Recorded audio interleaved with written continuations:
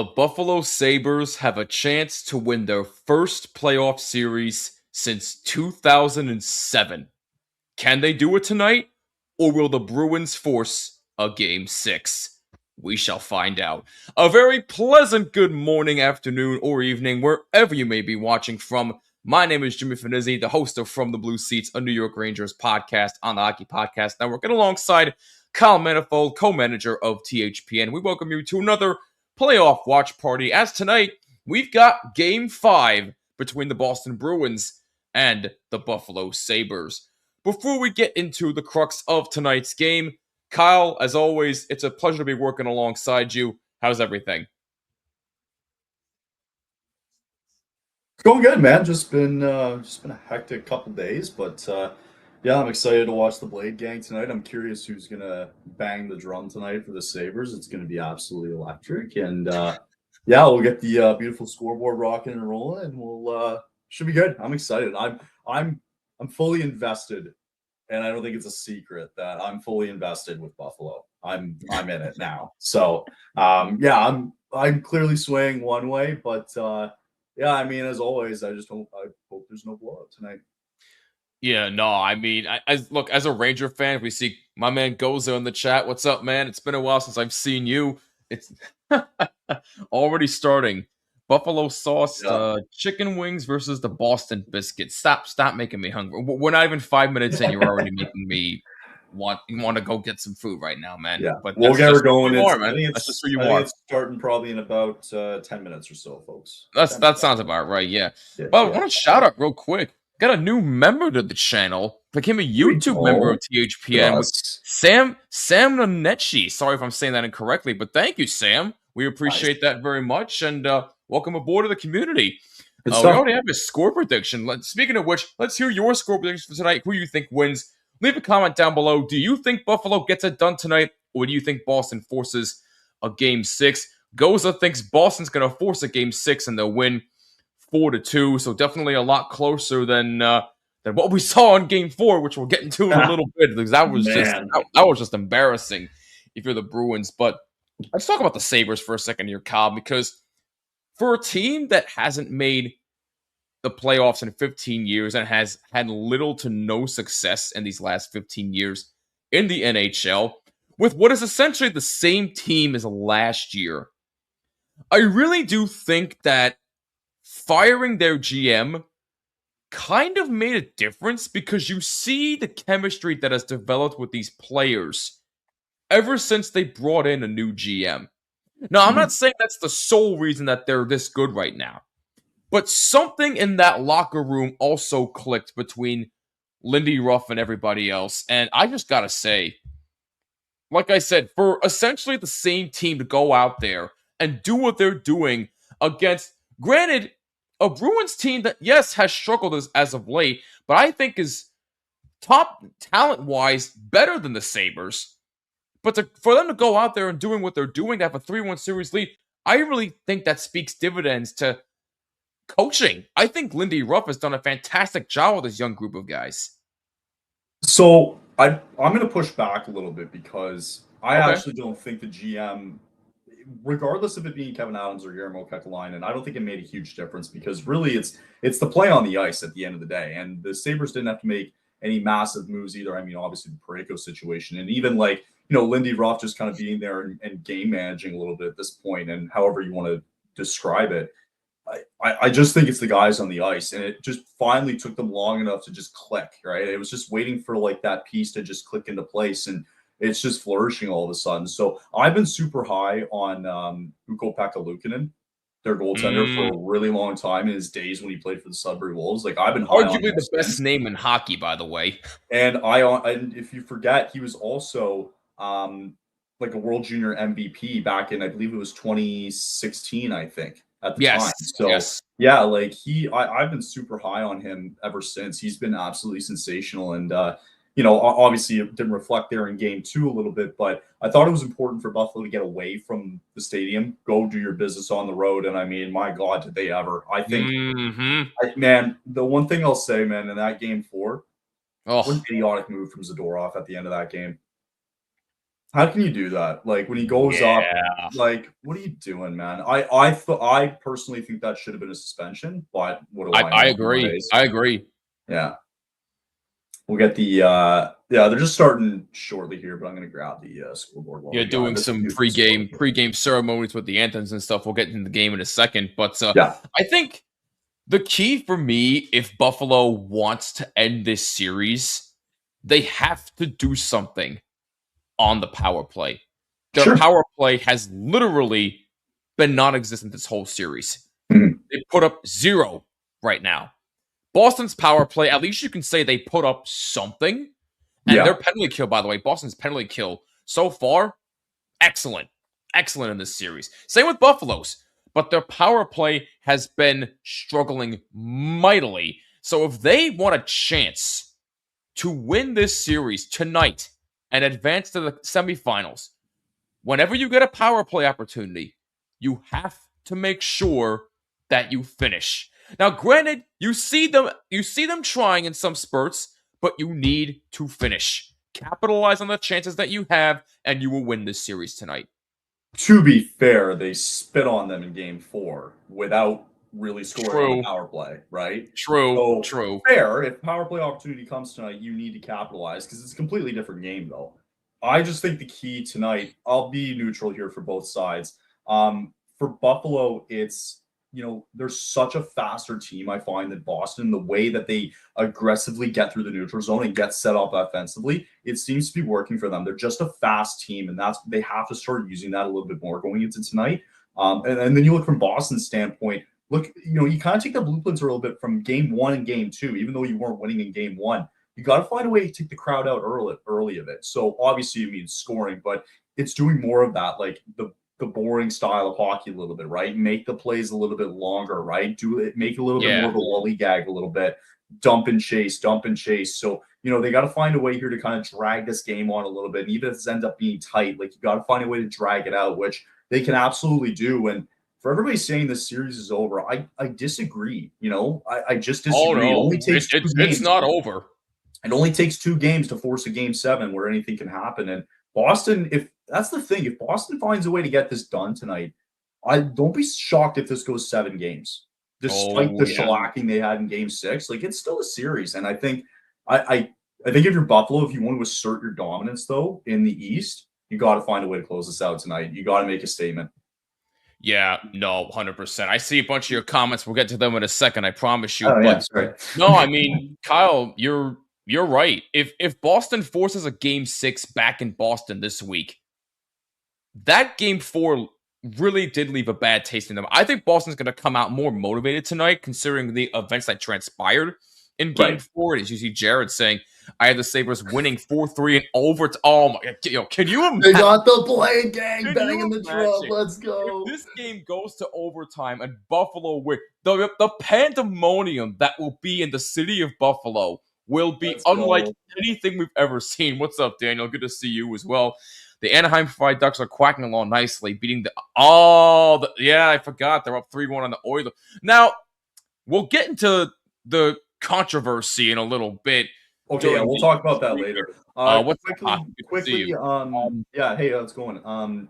Very quickly, predictions as they're dropping the puck. I'm gonna say 4-3 Boston. I think Boston gets it done, but I really am praying that Buffalo gets this done. But I'm gonna say Boston forces a game 6. I think Boston forces game 6 too. Oh, I'm on the Buffalo train, but I think they do. I don't know why. I think they're going to scare the crap out of them a little bit. I like that 4-3. I actually was thinking the same route. I'm going to go 4-3 overtime, though. I think this will go to overtime. Overtime. And I think they're going to shut everybody up. Yeah, it's going to be fascinating. So you're going 4-3 overtime for the Bruins. I'm going 4-3 in regulation time for the Bruins. Oh yeah, John Garrett, God rest his soul. Yeah, brutal. That's sad news and very, very sudden. Okay, so real quick, up, Neil was supposed to do it. He had a sudden family issue that came up, so unfortunately he wasn't able to do it. My apologies for not deleting that on Sunday, so my bad. But anyway, he will be back at some point this week. Oh, okay, all right, yeah. Hopefully hopefully everything is okay with our good friend Neil. I had to leave the stream that we did for the last game that we did for Sabres Bruins due to me having a family matter as well. So hopefully everything is okay. But yes, the puck has dropped here. I'm about 40 seconds into this contest here, and we have no shots on goal. Here comes Pasternak moving in, and that shot just skips wide as the Bruins try to keep in. Sabres able to clear this out. Yeah, we answered Danelle's comment here. Remember, we don't have. I forgot. Victor Arvidsson didn't even make the trip. That's going to be a big factor for Boston because Victor Arvidsson's been probably one of their best players. Man, I know this is Buffalo Boston, but Michkov not being in the lineup last night. There's going to be yeah. What was the deal with that? Why? Are you trying to give up the series? They healthy scratched him. I don't understand. And now all of a sudden you're up 3-2. You're going back to Philly for Game 6. Like all of a sudden it's a series. It's not over. that Pittsburgh team literally had no life in them. They were down 3-0. Now all of a sudden something clicked and it's 3-2. Like Michkov needs to be in Game 6. If he's not in Game 6, the Flyers are in trouble. And I agree, Jared. I hate them, but the Flyers are in trouble if he does not play. How does Michkov not sit there and think, why am I here? Like, why are you healthy scratching me? Like there's he's going to pull like what Cutter Gauthier did. Like they pissed him off to Anaheim, and they're going to piss Michkov out of there too.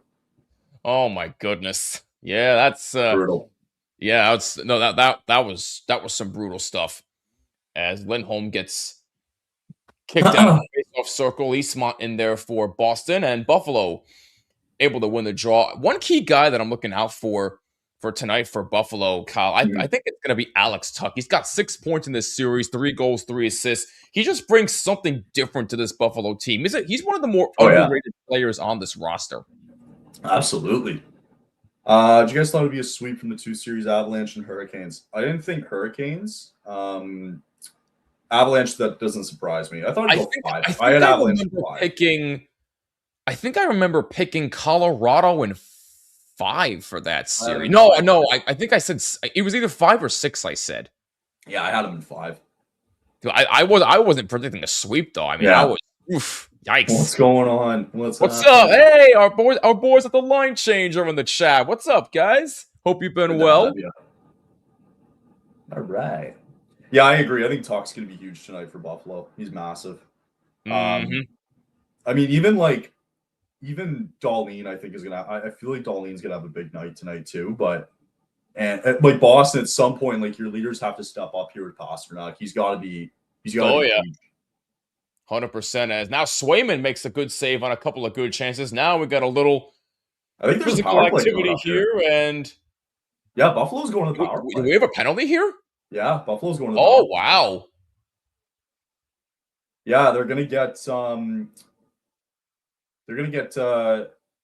what is it? Kostelik for roughing on Zach. Oh Benson. Wow. Oh yeah. Almost almost hit Benson in the back of the head.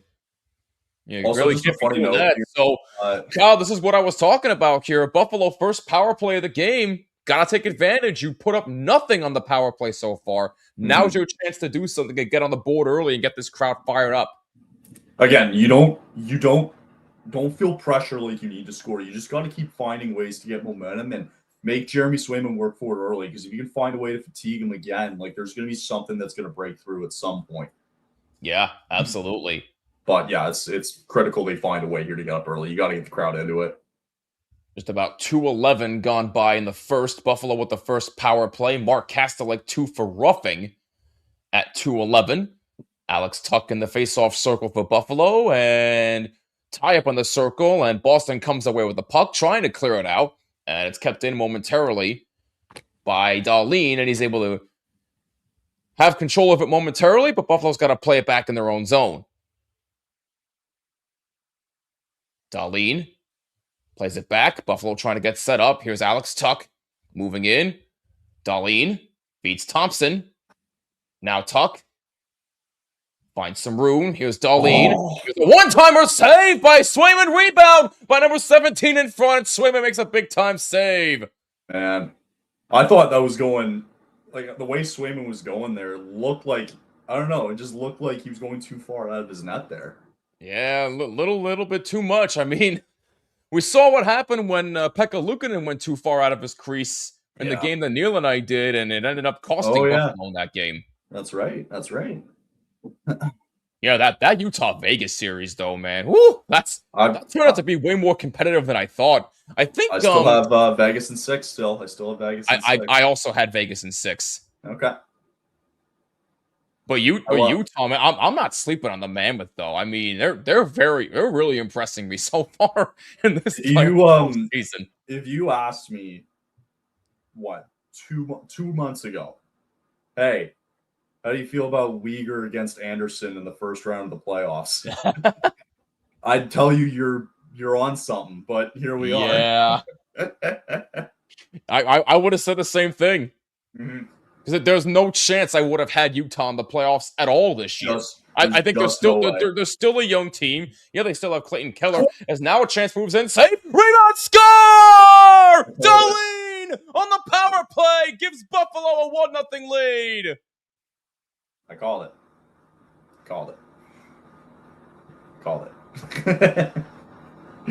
Well, I told you Dahlin is going to step up. Capitalize on the power play. Rasmus Dahlin on a beautiful pass. And Dahlin able to finish on the one-timer, and Buffalo takes a 1-0 lead. Easy way to transition, get an early shot off. I mean, he was wide open. Nobody was watching. Oh, no chance. I don't even think Swayman knew that there would be a guy over there that far.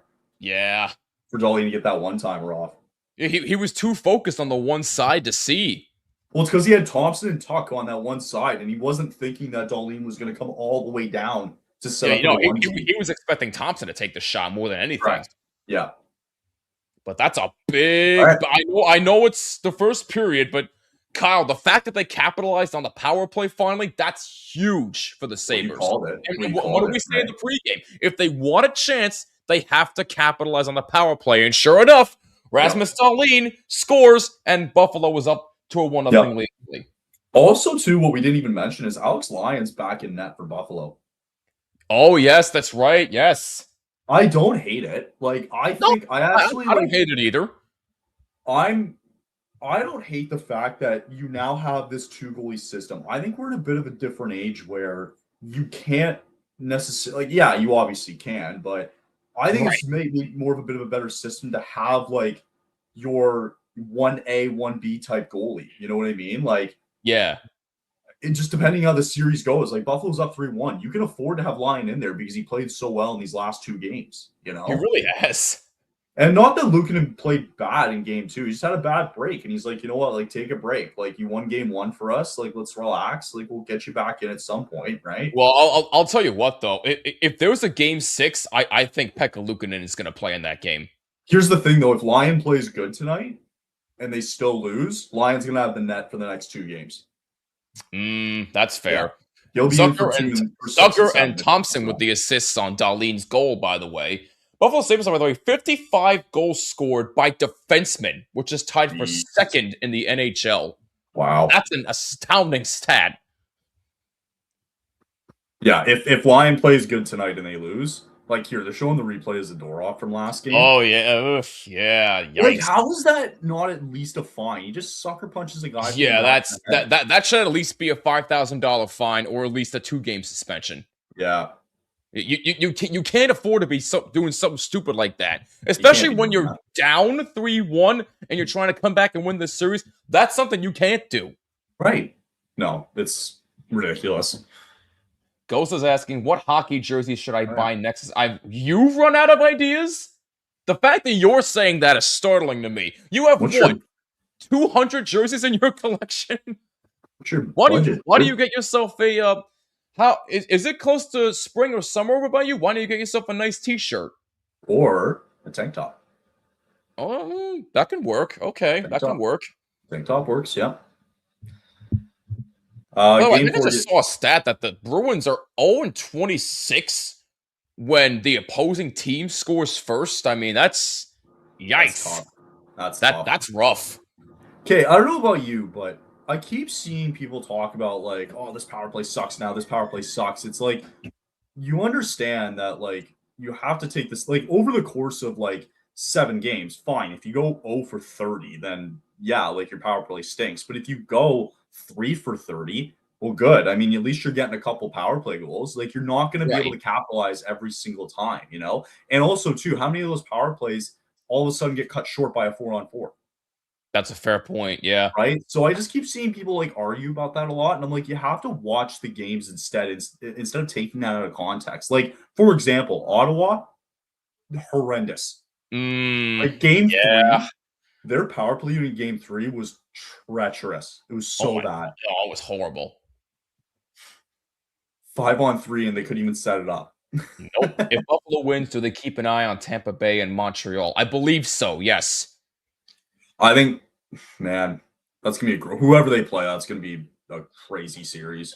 Yeah. I mean that was a big win by Tampa Bay the other night, by the way, in Montreal. Big win or Montreal blew it. You could argue either or. Could. But that series I feel that has 7 written all over it, Tampa and Montreal. I could see 6. I could see 6. Okay. Okay. I agree. Like, yeah, I could probably go 7 games, but I could also see like 6. It Yeah, like that's the thing. It's either gonna go 6 or 7. that's fair.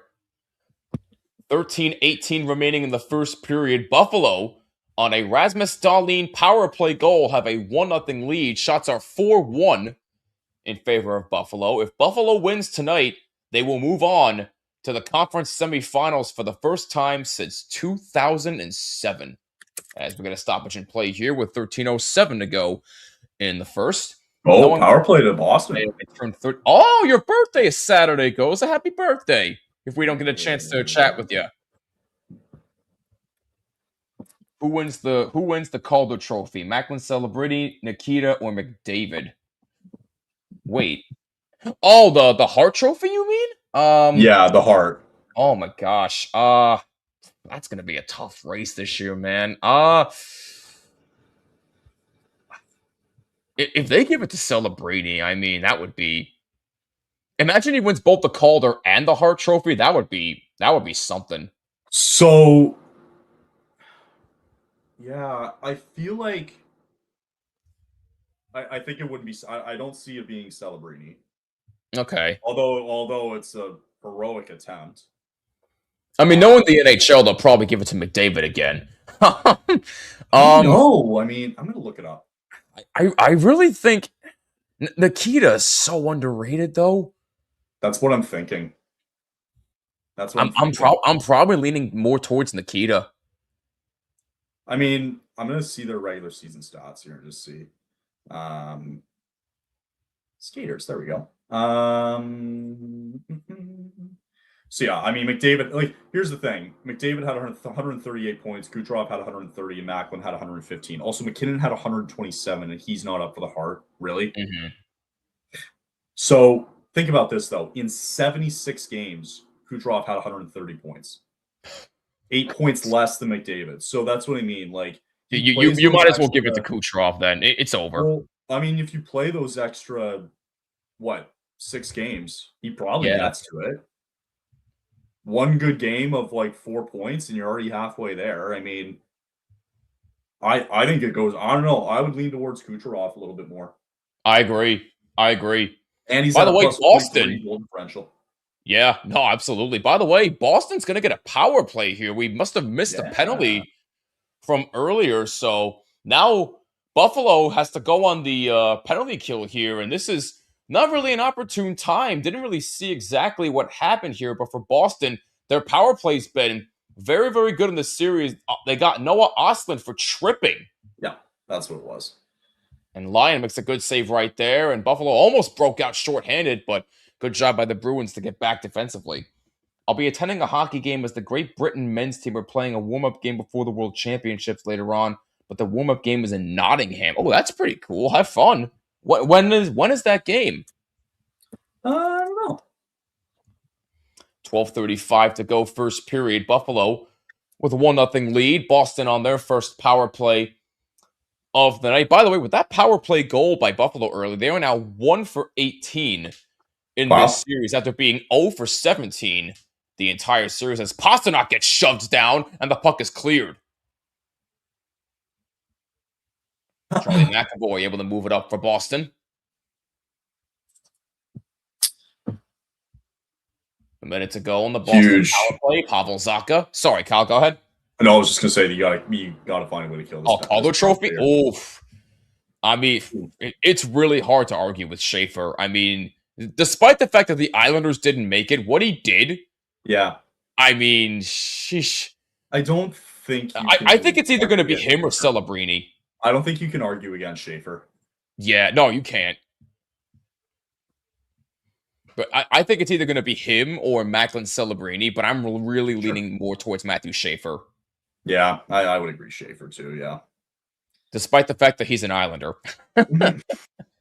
They were literally given a gift. Also, a gift, Jimmy. You're welcome, by the way, for the third slot in the draft lottery. You're welcome for that. Hey, what do you want me to do? You want me to be happy about that? How do I know McKenna and Stenberg are going to be any good? How do I know that? I was watching that Flames game and everybody wanted them to lose, but then we saw what Zane Parekh did on that last game and the goal he scored, and we were all like, yeah, all right. This can pass. True. Power play over for the Bruins, by the way. Good penalty killing by the Sabres. Oh, my former co-worker in the chat. What's up, Mike? What do you call a duck in the medical field? A nurse practitioner. Oh, come on, man. Hey, listen, Kyle. Expect those all night from him. Fair. As a matter of fact, he still texts me jokes every day. Oh, that's a nice way to lighten it up a little bit. Yeah, I do miss everybody over back home in my former stomping grounds. Tell everybody I said hello, Mike. Beauty. 10:20 to go. First period. It was almost 2-0 there as that got just a good piece of Jeremy Swayman there. Dahlin able to get it out. Has to play it back at his own end. Shots are 5-3 in favor of Buffalo. That's a shot that just goes wide. And another chance over Swayman's head that just went wide. 10 minutes remaining in the first. Stars I'm not really invested that much in that. The games are later for me, okay? They're a little bit later, all right? Well, yeah. I mean, technically, you got Minnesota Dallas starting right now, so. True. I got where do I have? I had Minnesota in 7. I had Dallas in 6. Okay. We all knew that was going deep. I'm not mad at that. What's up, Connor? Want to start off with something lighthearted and then something more serious and all right. I'll believe that when I see that in the chat. I also will as well. No, seriously, Connor, it's good to see you. Hope you're doing well, my man. Have you heard the locksmith went to the hockey stadium? All right. Oh, my God. Hey, that one was actually good. Come on. It's clever. 9:08 to go. First period. Buffalo with a 1-0 lead.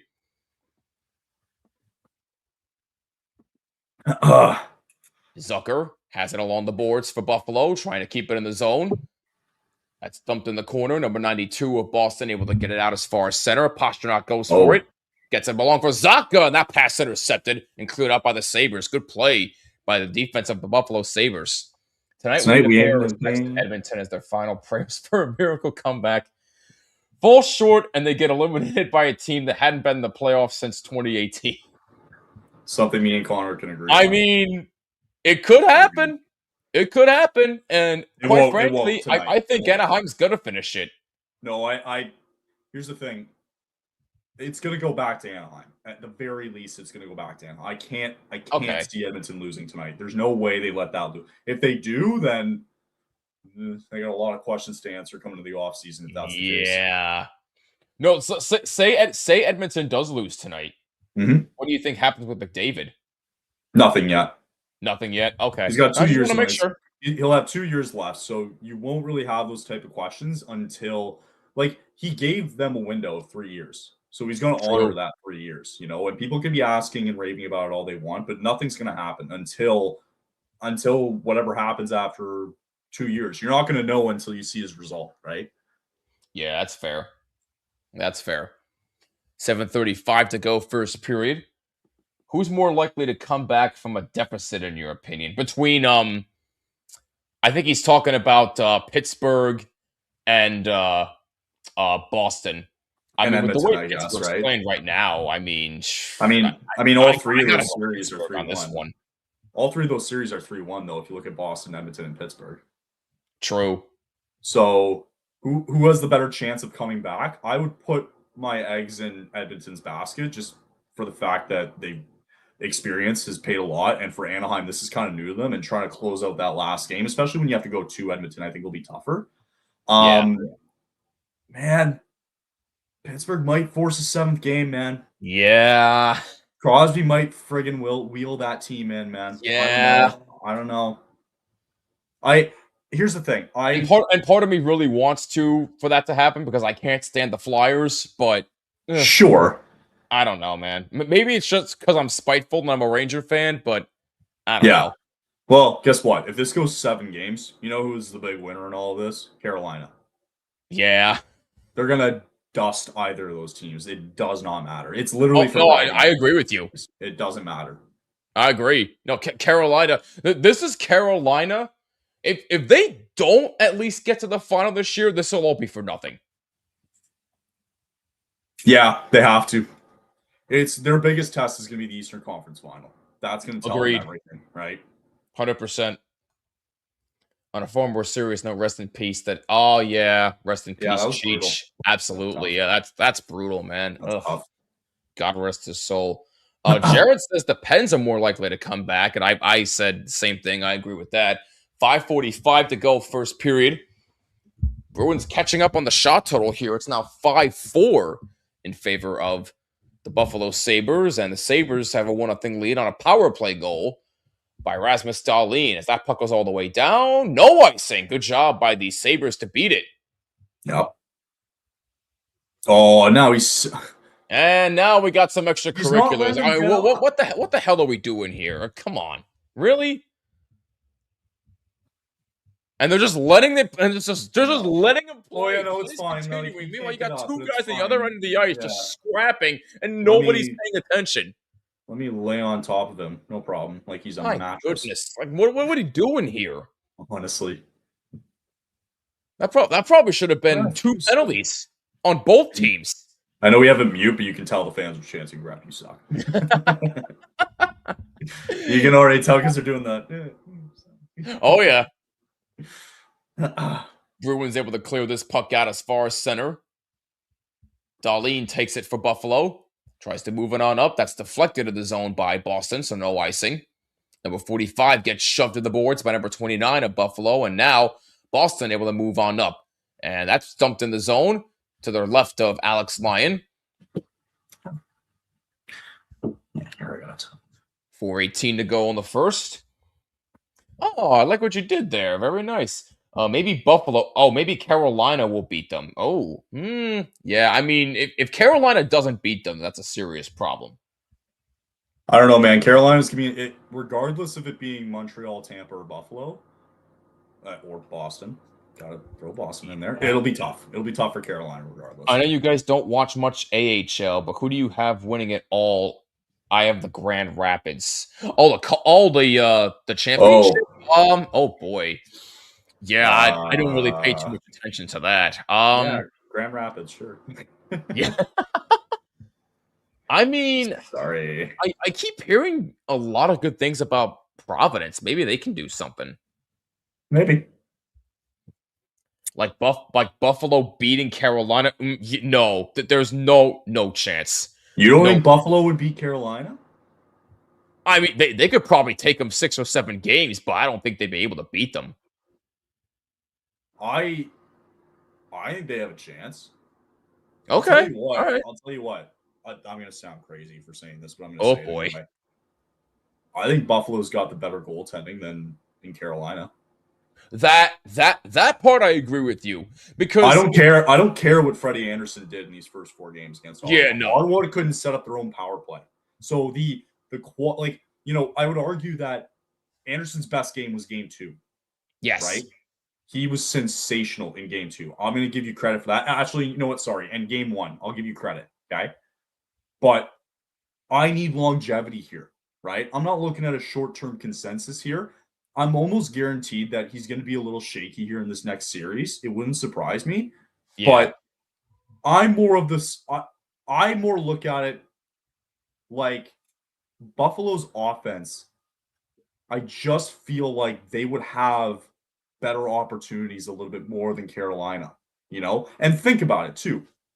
Who's got more pressure on them going into that series? Carolina should win it, right? Oh yeah, no, they should. But Absolutely. And with Buffalo too, I like the tandems. I don't care really what happened with Lukin in there in game 2 either. Like I like the fact that you can at least go back and forth with Lukin and Lyon here.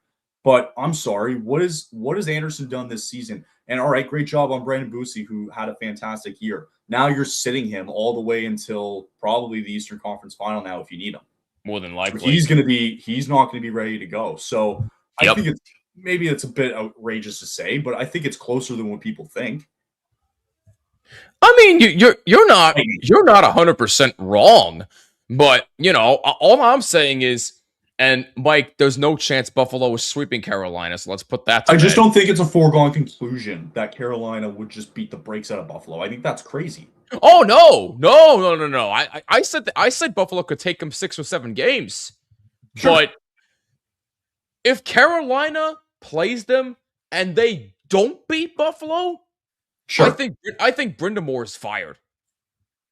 You gotta make some changes there. How long do we have to wait until Carolina finally makes it to the Stanley Cup final and all this work is done with Brindamore there and they do nothing? How long do we have to wait? He's gonna be the scapegoat. I mean, it's not going to be fair because I don't think he deserves to be fired, but he's going to be the one that gets out. It's not going to be the GM. It's going to be him.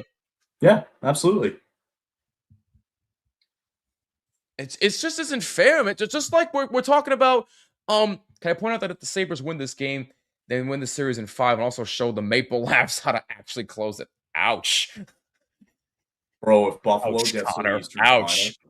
If Buffalo gets to the Eastern Final, oh, Toronto fans gotta be sick. They'll be sick to their stomach if they can't figure it out. Yeah, I mean, if you're in Toronto, you are rooting so hard for the Sabres not to make it to the conference final. You are rooting for them so hard to lose, either pull a complete collapse in this series or lose in the semifinals. That's what you're rooting for. You're basically banking on Carolina. Things do not happen, Toronto fans will be ballistic. Yeah. You're basically banking on Carolina at this point. Yes, you are. Yeah. Because don't forget, Buffalo's not that far from Canada. They're right there. Toronto fans, you got to be on the edge of your seats right now. Yeah. Well, people are wondering, why are they playing the Canadian national anthem? I'm pretty sure they do it in Detroit too. But the times that I've gone there, every game in Buffalo. Man, like no matter who's playing, 70% of the fan, I would argue, like a great chunk of the fans are from just across the border. Right. Like people don't realize the arena and the border is probably a 5-minute drive. Yes. Yes. It is. Like I don't know, man. We were just there for a comedy show like last year. Yeah. And I can tell you that. AI has indicated the last time Toronto won a playoff series in 5 games, it was all the way back in 1963. Yikes. Yeah, that's tough. Yikes. That's tough. And they last won a Stanley Cup in 67. Yeah, don't remind them. I mean, I was hoping we would evade from Maple Leaf talk today. No offense, but it's just we're watching playoff hockey. We don't need this. It's just, well, what are we even talking about here? Well, we got intermission coming up here in 2 minutes. We can talk about the goal that happened the other night and maybe draft lottery. Well, that is also true. Yes, that is also around. True. We have plenty of other fun things to break into a discussion here, and actually, I have a little bit of news as it pertains to my own show in the first intermission report. So stay tuned for it. It's good news. It's good news. I promise. It's not bad news. I can say that it's good news. But all I can say is new episodes will resume this week. So stay tuned for an announcement on that. I know it's been a little bit. I apologize. I've just been trying to get situated in my new job, but new episodes will resume starting this Friday. So stay tuned. This Friday, I'll have a brand new episode up. I'll be doing player grades. I'll be announcing the first one in the first intermission. So stay tuned for that. It's going to be a lot of fun. I can't wait. Sweet. Imagine Montreal gets swept by Buffalo. No, Buffalo's not sweeping anybody, my dude. That would be nice if they did, at least for me. But Dallas Stars are wearing the old school jerseys. Oh, yes. I love those jerseys. Love it. They just dropped the puck about a minute ago. Oh, this is not a good sign. You see Ostlund going off to the locker room for a Buffalo. Keep an eye on that situation. If we get further word, we'll let you know. Probably like a really big hit before. 2:05 to go. First period, Buffalo with a 1-0 lead on the power play goal by Rasmus Dahlin. Shots are now 6-5 in favor of Boston as McAvoy keeps this puck in. As a shot by number 45 of Boston. That gets deflected into the corner, and Boston has to get back onside. That's just dumped in the zone.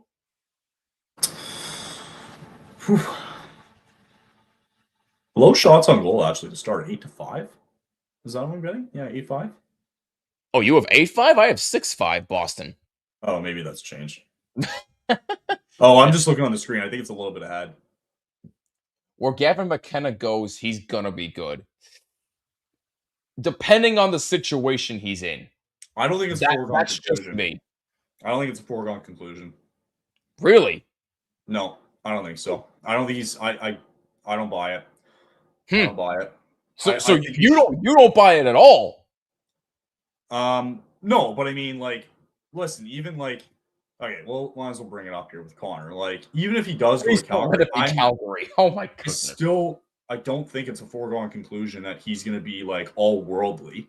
I think the hype has been up for over a year now, but I don't know. I think his play has declined a little bit. So, and maybe I'm wrong and watched the World Juniors and stuff, but what do I know? Ooh, my God, Swayman. Yeah, Swayman, my goodness. Ooh. Just gets run into. I mean, Boston fans. Wow. That was in the Garden. Unbelievable, man. This series literally has had everything. It really is unbelievable. All right, end of the first. And that is indeed the end of the first period, and Buffalo has a 1-0 lead thanks to a power play goal from Rasmus Dahlin. I'm a little bit behind on schedule as I am now just getting the first period as edited, so I apologize about that. Did you see the movie Mike? Oh, I saw it, Danelle. I saw it. You want to know my thoughts? I don't care what the critics say. Best movie I've seen this year so far. Yeah, that's good. It is so good. It is so good. Jafar Jackson making his film debut as his uncle, top notch. One of the best movies I've seen this year so far. Outstanding. Good. Awesome. We'll take a little break, you think? Yeah, we'll take a break. Yeah, I mean, after all the craziness that happened in the first period, I think my voice kind of needs the break. But look, let's keep hearing those score predictions, even though it is a little bit late in the game. Let's hear some score predictions if you haven't done so already. Leave them in the comments down below. If you haven't already, leave a like button, subscribe, hit the bell so you're notified of all live streams that we do, and follow us on socials at HockeyPodNet. And of course, before we go to break, as usual, everything we do here on THPN is brought to you by our wonderful friends at DraftKings. Use code THPN at sign. New customers who bet $5 get $100 in bonus bets if their bet wins. That's code THPN only at DraftKings Sportsbook. Must be 21 or older in select states, and please play responsibly. After 20 minutes of play, Buffalo Sabres have a 1-0 lead over the Boston Bruins. First intermission's coming up. Don't you go anywhere. We'll be right back on THPN.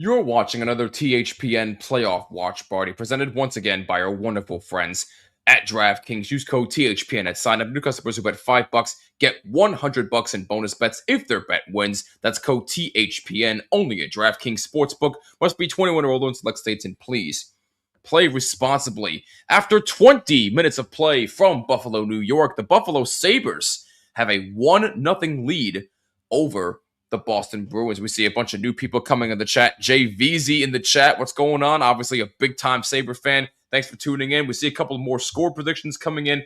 Mike says 4-1 Buffalo. Racist Fan Rocks 4 says 3-1 Sabres. So again, all the score predictions, keep them coming in the comments down below. While you're at it, leave a like and subscribe. Hit the bell so you get notified of all of our playoff watch parties. But Kyle, your overall thoughts on the first period?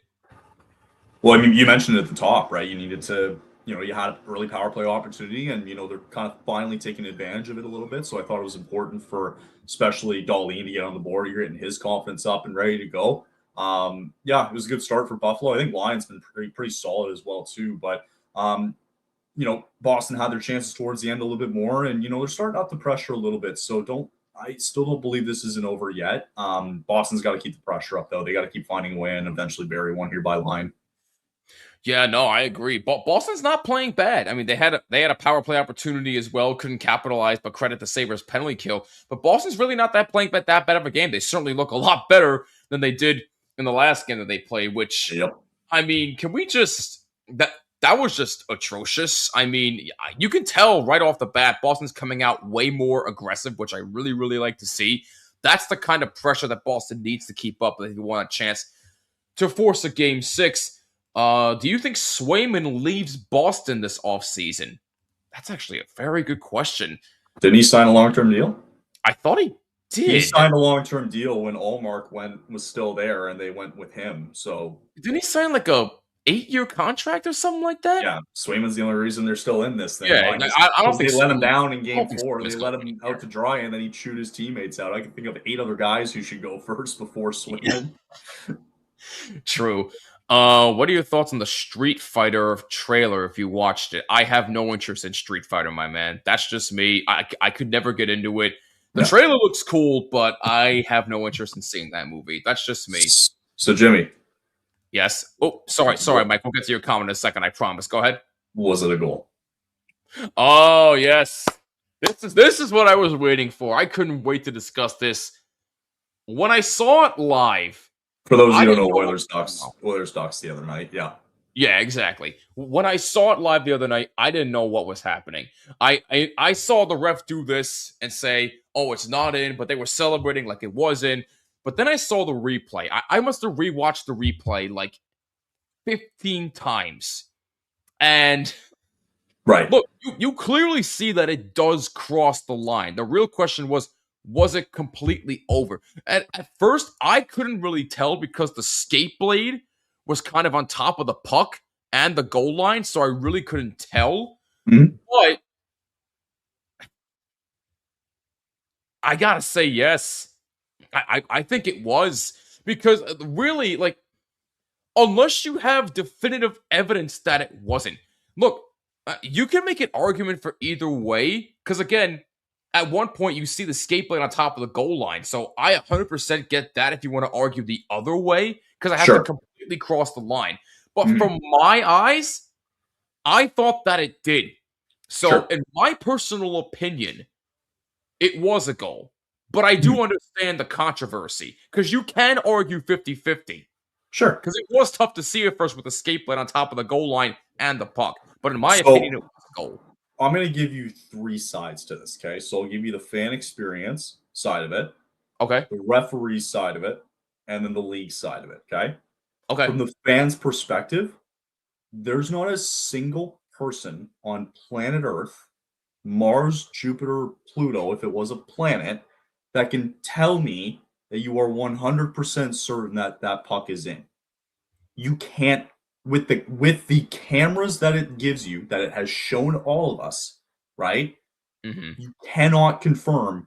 I'm on this. It is a goal, right? Yes, 100%. If that puck is whatever in the middle of the of when it's in, right? Like if it's in the middle of the white part, if we want to talk about that, right? Yeah. Then of course it's in. But if if the skate is covering the puck, you can't confirm it because it could be there, sure, right? But Yeah. in this case, you can't confirm it.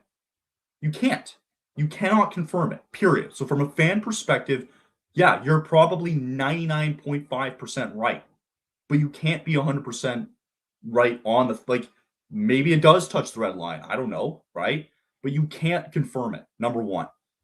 From the ref standpoint, because both of them were at the side of the goal, there's no chance they see that puck going in because it got quickly taken back from, I can't remember who the other defender was who brought it back into the crease, right? So there wasn't enough time for the refs to come in and see it. So there's no shot. They had no idea if the puck was in or not. Based on the reaction from everybody, they called it a goal on the ice, right? But there has to be, for them, if you're not sure, there has to be this neutral setting where it's like, we don't know. We just need to go look. We have no idea. I don't want to call it a goal or no goal on the ice. I don't know. Right. So they at least need to go that. And I mean, at that point, okay, if let's put it this way, if they called it no goal on the ice, I bet you it stands because they can't confirm that it's 100% in. And then lastly, from a league standpoint, why are sports like tennis and soccer having their VAR system and they can tell when a ball is in or out when they challenge, but hockey can't? You know what I mean? We're in 2026. You can't figure it out. If you can tell a tennis ball lands in or out by mere millimeters, and soccer, I believe, is doing the same thing now. Like, I don't understand that. So that's my whole gripe with this is that 100%. people taking the issue when they're talking about this goal, it's like, it's not about the fact that the puck was in or not. So it's on a bigger scale than that. It's the fact that we're still having this issue, So again, like, I think it's a goal. Sure. I'm not 100% though, because I can't see the whole goddamn thing. Yes. So, and then on a bigger standpoint, again, it's the fact that we're in 2026 and you're getting these other sports who have the technology to show you that something has crossed the line. Yeah, Like, the fact that the NHL can't get that technology is ridiculous. disgusting, in my opinion. It's a joke. It's a joke that they don't have that.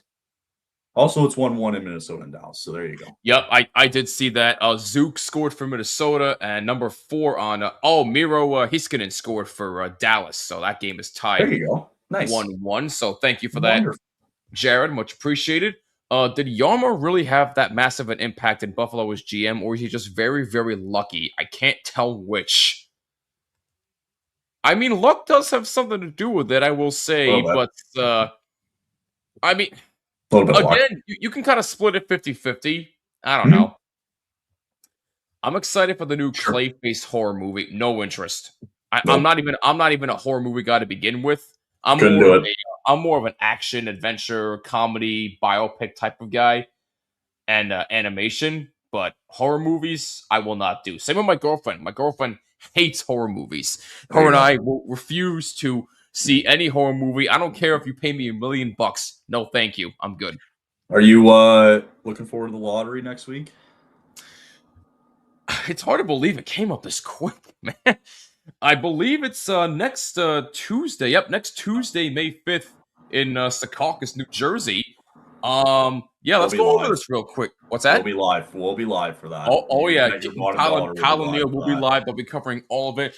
We got the top 5 projected odds to get the number 1 overall pick. The top 5 teams are at number 5, the Toronto Maple Leafs. Number 4, the Calgary Flames. Number 3, the New York Rangers. Number 2, the Chicago Blackhawks. And number 1, the Vancouver Canucks. Now, having watched the draft lottery last year, we know what the hell happened. The Islanders were basically given a gift for some unknown reason and were able to get Matthew Schaefer with the number 1 overall pick. So, anything is freaking possible. The Rangers could get the number 1 overall pick. The Flames could get the number 1 overall pick. But if you're asking me who's going to get it, I think it's going to be a toss-up between either Chicago or Vancouver. Now, granted, Chicago was a little bit better this year than they were last year.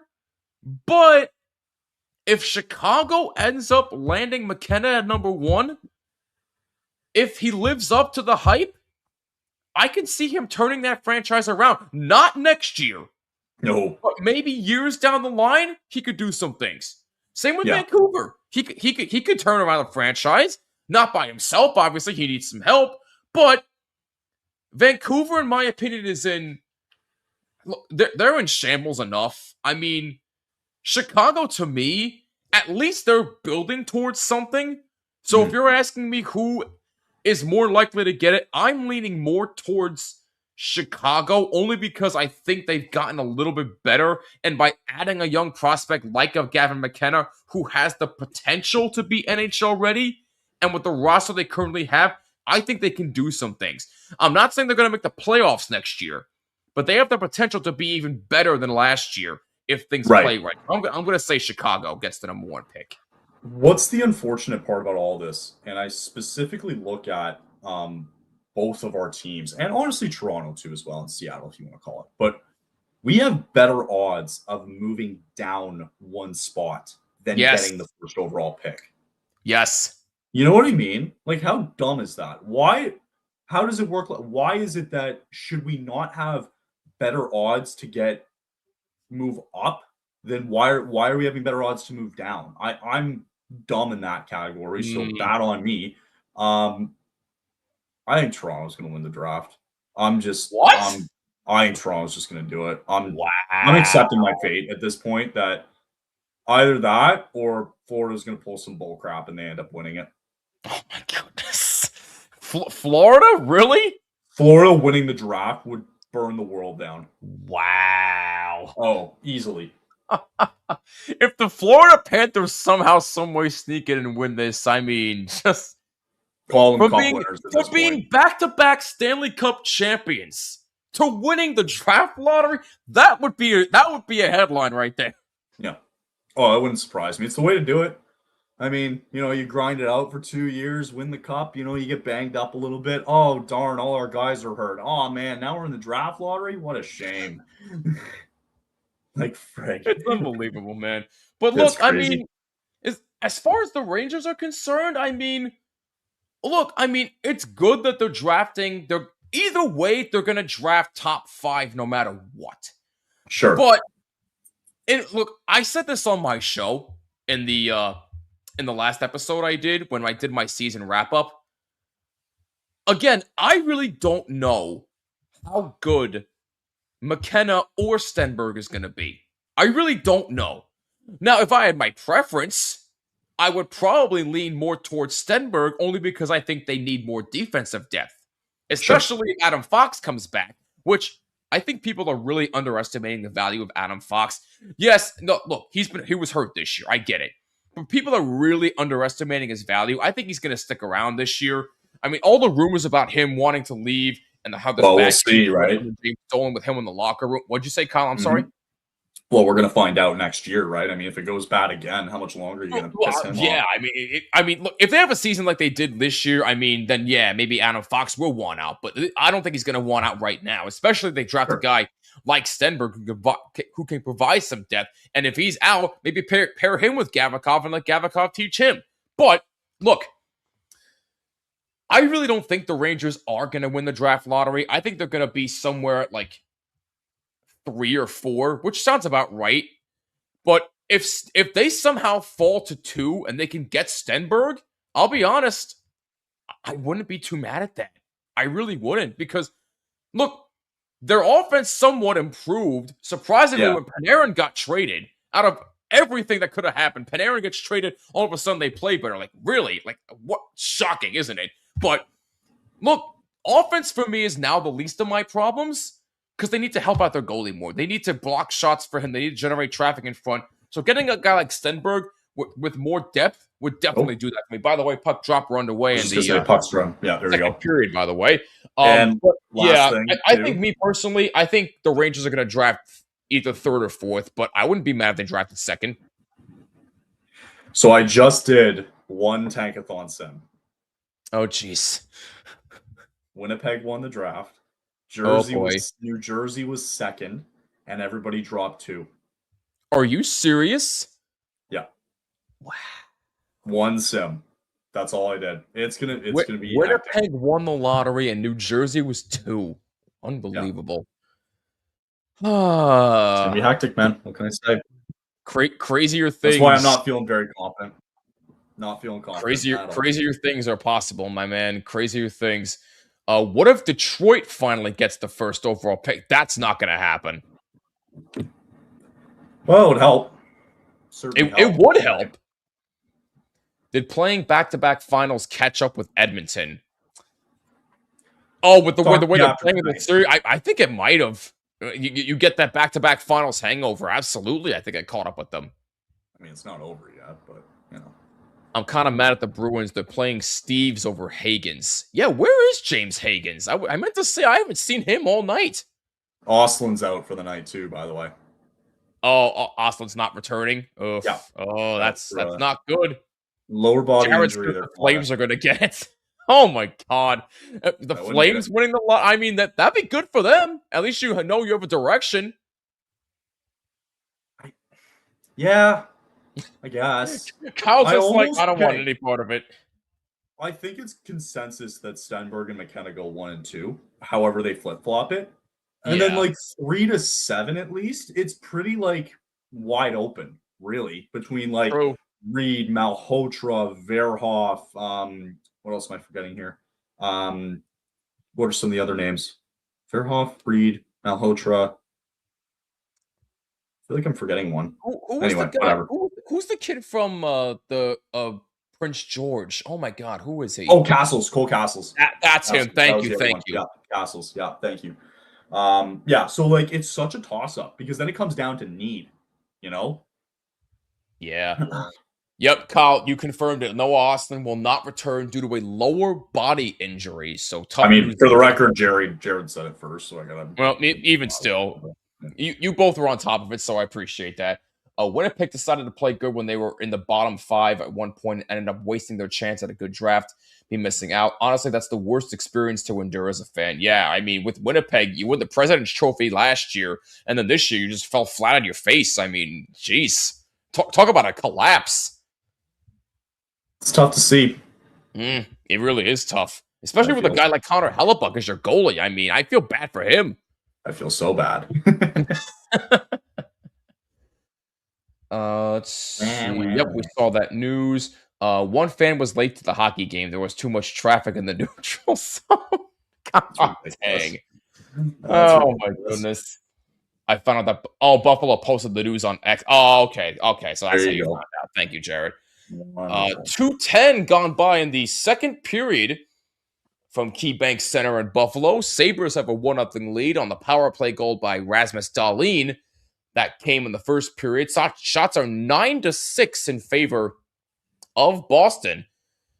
And you can tell that they have come out at least a little bit more aggressive than what we saw in Game 4. But remember, if Buffalo wins tonight, the series will be over and they'll be advancing to the semifinals for the first time since 2007. But if Boston wins tonight, there will be a Game 6. Game 6 would be Thursday? Or Friday? I think it's outside of Montreal, Tampa having a 3-day break. It's 2 days the rest of the way for the first round. Okay, so it would be Thursday night. Okay. Yeah, Thursday. Gotcha. Back in the garden. The TD Garden, that is. TD Garden. Oh, my goodness. Buffalo trying to keep it in the zone. Good pressure by the Bruins as they're able to poke the puck free along the boards and get it out as far as center. Actually, it goes down the ice, and it's an icing call against Boston as Stanley races down forward. So we're going to face off back in the zone. Crazy to think how the Magic are beating the Pistons. Wait, are they actually? Mike, I'm going to be real with you. I haven't been paying much attention to any NBA playoffs outside of the Knicks. I didn't even know what are they up in the series? I didn't even know the NBA playoffs were going on. Game 6 is so the Magic are up 3-2. Oh wow.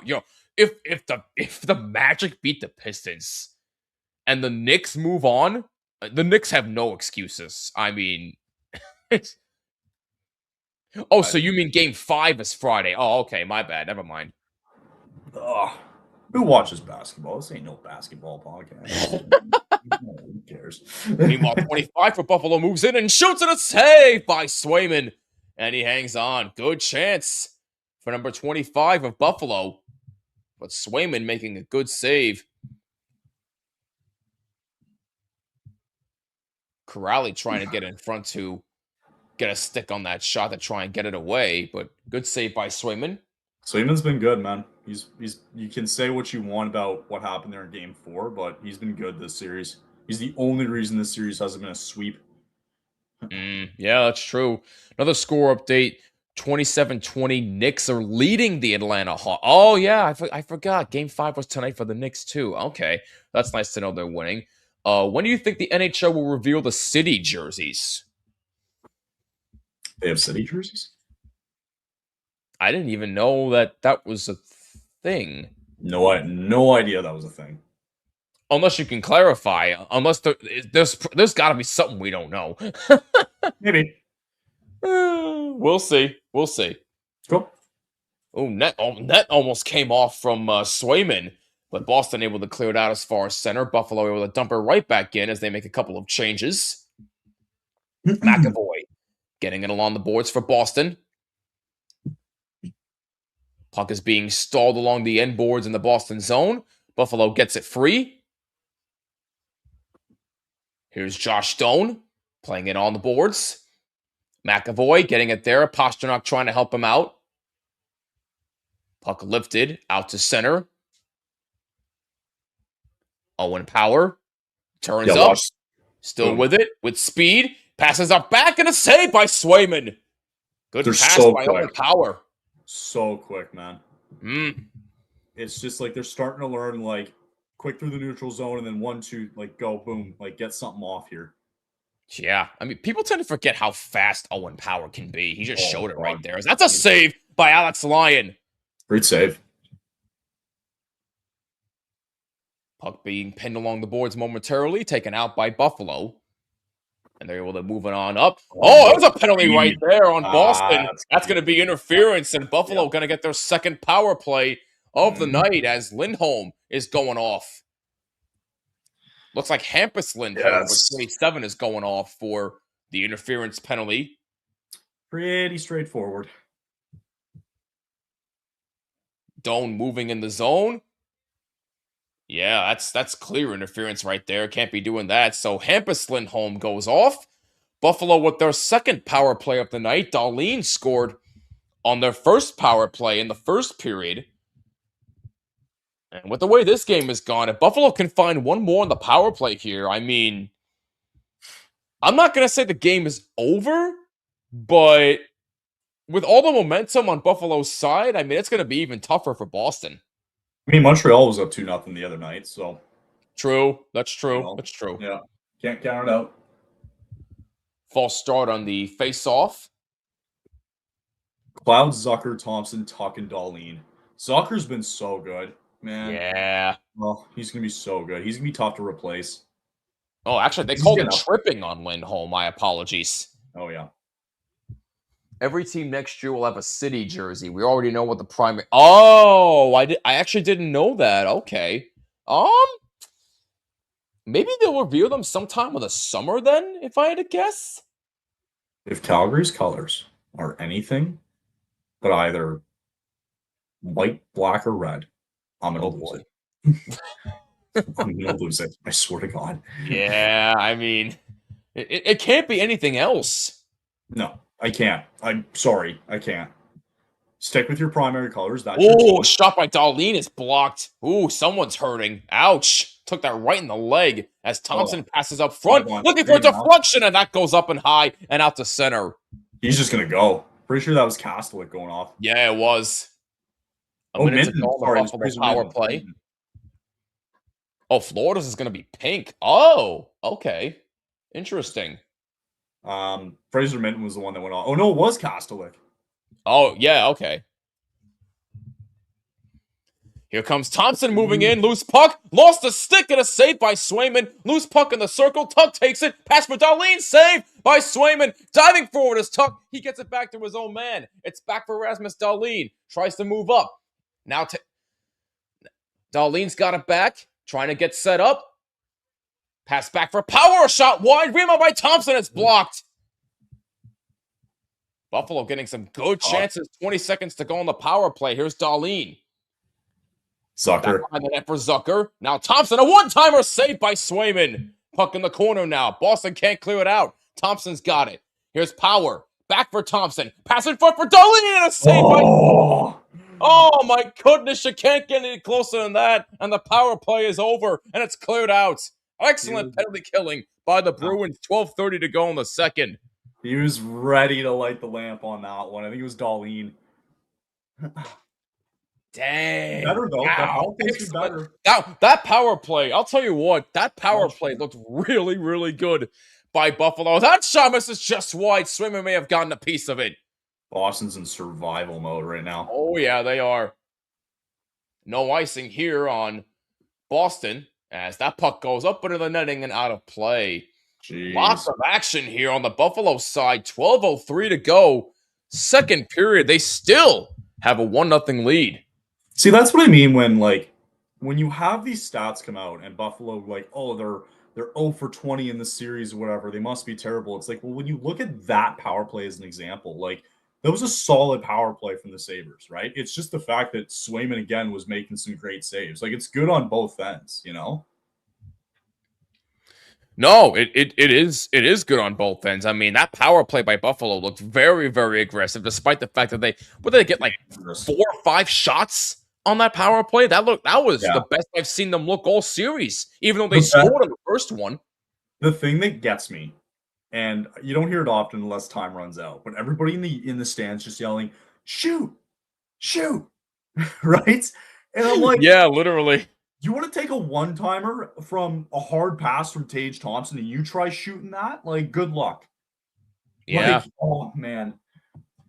Yeah, you're right. Sometimes fans grind my gears a little bit because how about Brandon Hagel? These playoff. Oh my God, Brandon Hagel. The man cannot be stopped. He's been good. Playoff Brandon Hagel hits different. He's been good. Very good. I'd kill to have him on the Rangers. He would be just... Sure, Chicago's kicking themselves. Yeah. Someone said earlier that they thought the Oilers playing two back-to-back finals is why they're doing poorly right now. I think it's more than that. I would agree. Yeah. There's got to be something. Oh, looks like Minnesota took the lead. Matt Boldy scoring. Dallas is challenging. Never mind. My apologies. Okay.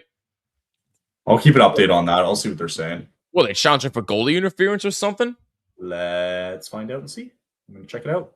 They traded one mediocre goalie for another. They didn't solve their defensive issues, and their star player has been out.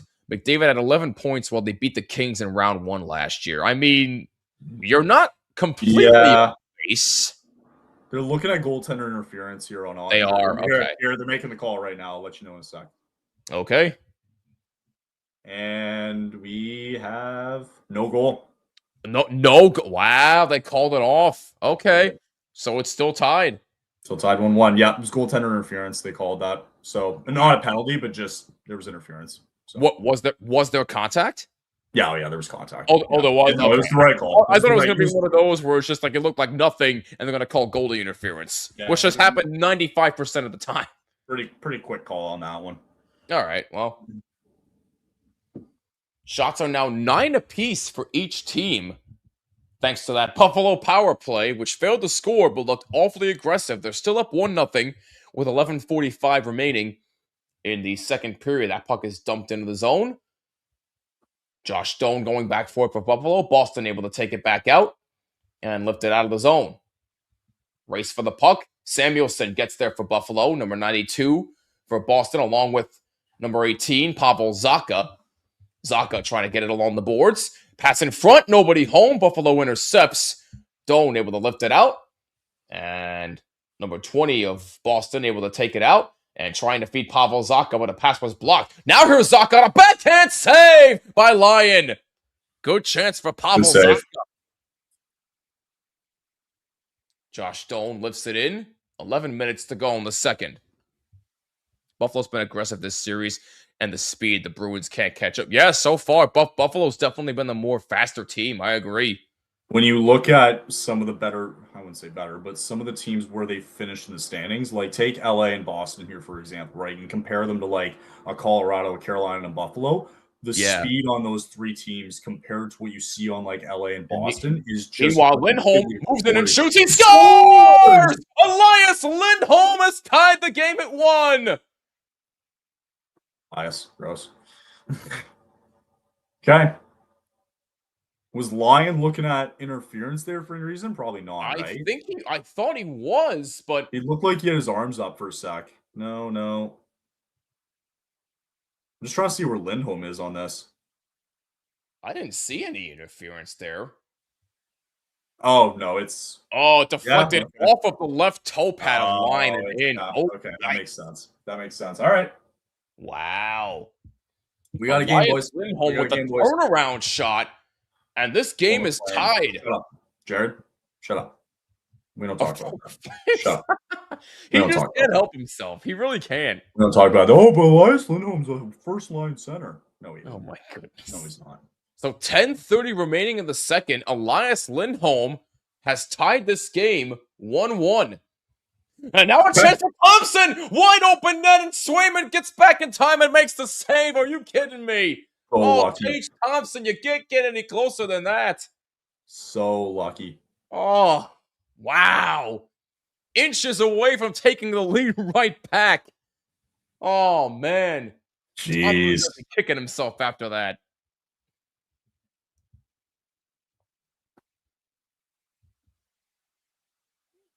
I mean, it looked like I thought Thompson would at least got a stick on it, though, you know? Yeah, I thought he did, too. I agree with you, Kyle. He's not a first-line center. Thank you. He's not. He's 2C at best. He's not a first-line centerman. He's not. Fair enough to me. I will fight anybody on that. You're not wrong, though. You're not wrong. I'm not disagreeing with you. Yeah. 9:30 remaining second period. We got a tie game here. You're just joining us. My name is Jimmy, alongside Kyle Manifold. I'm the host of From the Blue Seats, a New York Rangers podcast. Kyle, the co-manager of THPN. We're covering Game 5 between the Buffalo Sabres and the Boston Bruins. This game is tied at 1. Rasmus Dahlin scoring on the power play in the first period for Buffalo. And then literally 2 minutes ago, Elias Lindholm scoring even strength to tie this game 1-1 as we go to our next commercial break here. As you see, Thompson, just missed getting a stick on that, and Swayman coming out just in time to make a save as he was caught out of his crease. My goodness. But that is where we stand right now, 1-1 in the second period. Okay. All right. It's early, but it feels like next goal is going to be huge because there's just like both goalies are playing well right now. Well, sorry, stupid statement here, but I mean, like, it could very well feel like next goal wins, right? I know we're early. I agree. You're not wrong. Take a look at some out-of-town scores around the league. We mentioned it earlier. Minnesota is tied at 1 with Dallas. Minnesota initially had scored on a goal by Matt Boley, but Dallas challenged it for goalie interference. No goal, so that game is tied at 1 at the first intermission. Wild have 9 seconds remaining on a power play in that one. And then later on tonight, you have the Anaheim Ducks in Edmonton taking on the Oilers. Anaheim looking to close out that series in 5 and advance to the Western Conference semifinals. And then tomorrow night, April 29th, you have game 5 between Montreal and Tampa Bay. That game in Tampa this time on ESPN2. Then you have game 6 between the Penguins and the Flyers. Pittsburgh looking to come back and force a game 7 back in Pittsburgh. And then you have game 5 of Utah versus Vegas in Vegas. That series tied at 2 apiece. So we got a lot of playoff action for you. And if there is indeed a game 7 between Pittsburgh and Philly, it will be on Saturday, May 2nd. So we have a developing story going on right now. Uh-oh. What's going on? So Matvei Michkov did not report to the airport in time for the team's flight back to Philadelphia. This was after he was healthy scratched. As a result, Talkett did not allow Michkov on the plane. Michkov will be flying to Philly tonight at 7:45. That was 8 hours ago. Developing news now. He's still yet to check in for this flight back to Philly. The Flyers have apparently tried contacting him, but they haven't had any luck to do so. His whereabouts are currently unknown, but it is believed he's still in Pittsburgh. Are you serious? Matvei Michkov did not show up for his team's flight back to Philadelphia for Game 6. He's out. He's out. Michkov's done. Wow. That's unbelievable. I mean, it's one thing to be pissed, to be healthy scratched. That's a sign that says, I'm done playing for this team after this season. Yikes. That is horrible. That's wild. Wow. Look, I really don't mean to laugh, but it's just, Sure. how do you return to the team after this? How can, buddy, you were a healthy scratch. How do you miss the flight? That really is just. I think that speaks more about Michkov than it does. Talkett is hands down a great coach. Oh yeah, no question. Michkov, you know what I mean? Wow, unbelievable. That's why. That's crazy. If this turns out to be true, that Michkov is done, he's done. He's done. Yeah, he ain't coming back to Philly. There's no way. There's no shit. If he goes back to the Flyers after this, I'll be shocked. Oh, 100%. Unless he has a meeting with the front office and Rick Tocchet and hashes things out like an adult, then I don't see how he returns to Philly at all. Oh, totally. And there's a wrist. They're looking for a deflection and a save by Swayman. But I mean, look, if this turns out to be true, as an Oilers fan, I wonder what it would take to get. Oh boy, what would you give up to get him? You know what? What? I'd give him a call if I'm Calgary. I'd give him a call. Why not? Can you imagine? That wouldn't be a bad fit. It really wouldn't. I don't mind it. As long as he behaves, I mean, I'd give him a seat. I don't think this happens. But do you think there's any chance he lands on the Rangers? You know what? Yeah, I can see it. Really? But you know who I'm thinking of more than anybody else. Why? Who? Oh, is the Golden Knights. Oh, yeah. Yeah. Because Vegas just goes out and gets everybody. Yeah. The Golden Knights would be much more better. Yeah, no, I agree. And meanwhile, the puck comes right toward number 6 of Buffalo, and a pass that was blocked in front. And there's a good hit right there by number 47 of Boston. Loose puck in front of Swayman, and Boston able to sweep away in center. 7:10 to go, second period. Game tied, 1-1. Elias Lindholm scoring for Boston here in the second period. Dahlin, the goal scorer for Buffalo on the power play. Broken stick on the ice as Buffalo keeps in. Number 64 able to move in. Has trouble handling the puck, and Josh Doan has to go back in his own zone for it. Doan races up ice. Still with it. Looking for his own man. Nobody home. And Boston able to take it and clear. Pastrnak in center. Now Boston dumps into the zone. Lyon leaves it alone. Puck now in the corner for Buffalo. And now a penalty. Scramble for that. Oh, man. And who's this on? Is this on Boston? It's on Buffalo. No, Boston's going to the power play. My bad. Mm-hmm. Yep.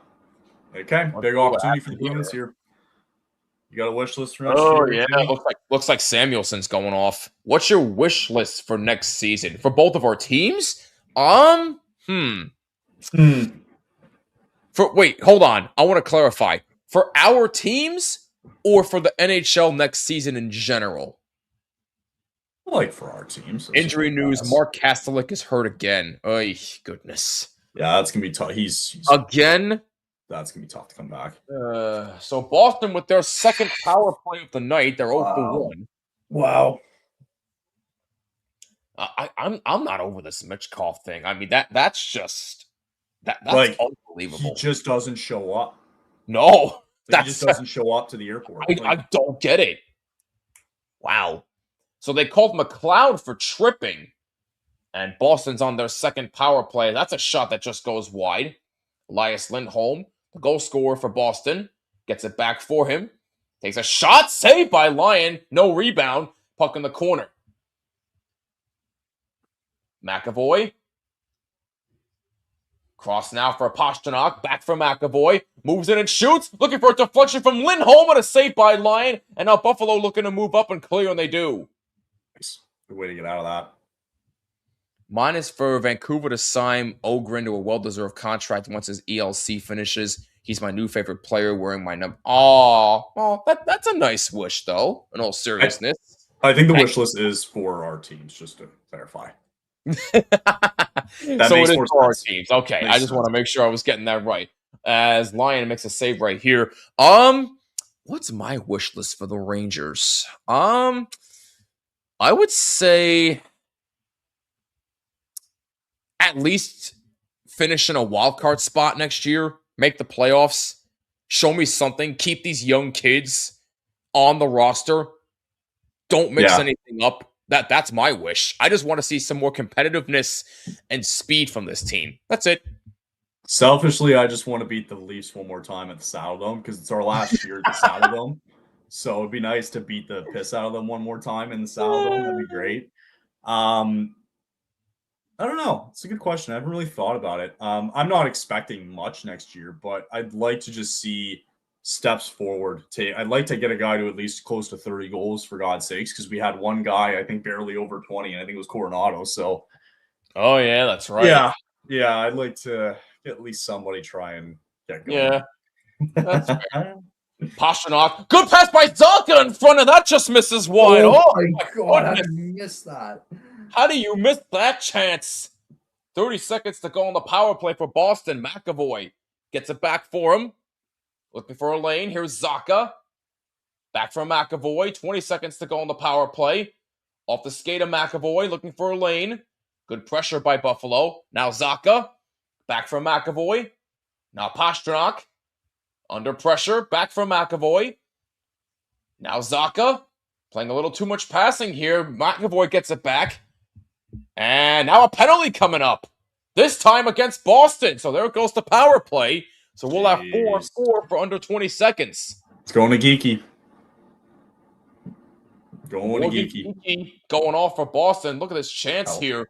Pavel Zacha with a brilliant pass. And oh my goodness, how in the world does number 39 miss that opportunity? My gosh. Racist says, health from my team. Who is your team, by the way? I meant to ask you. Who do you root for? I'm actually kind of curious about that. Who do you root for? Michkov said I had enough. This was happening in the regular season. Yeah, but not nearly to the level of this. Yeah. Like, this is just... I mean, if that was me, I would have said trade me immediately. Oh, you root for the Oilers? Oh, okay. All right. Yeah, I mean, if they stay healthy next year, I mean, they could do some damage. I hope they get injured. I'm kidding. So ruthless, man. I'm kidding. I know you're kidding, but that's kidding. No, I'm kidding. McDavid's gone in 2 years. I'm kidding.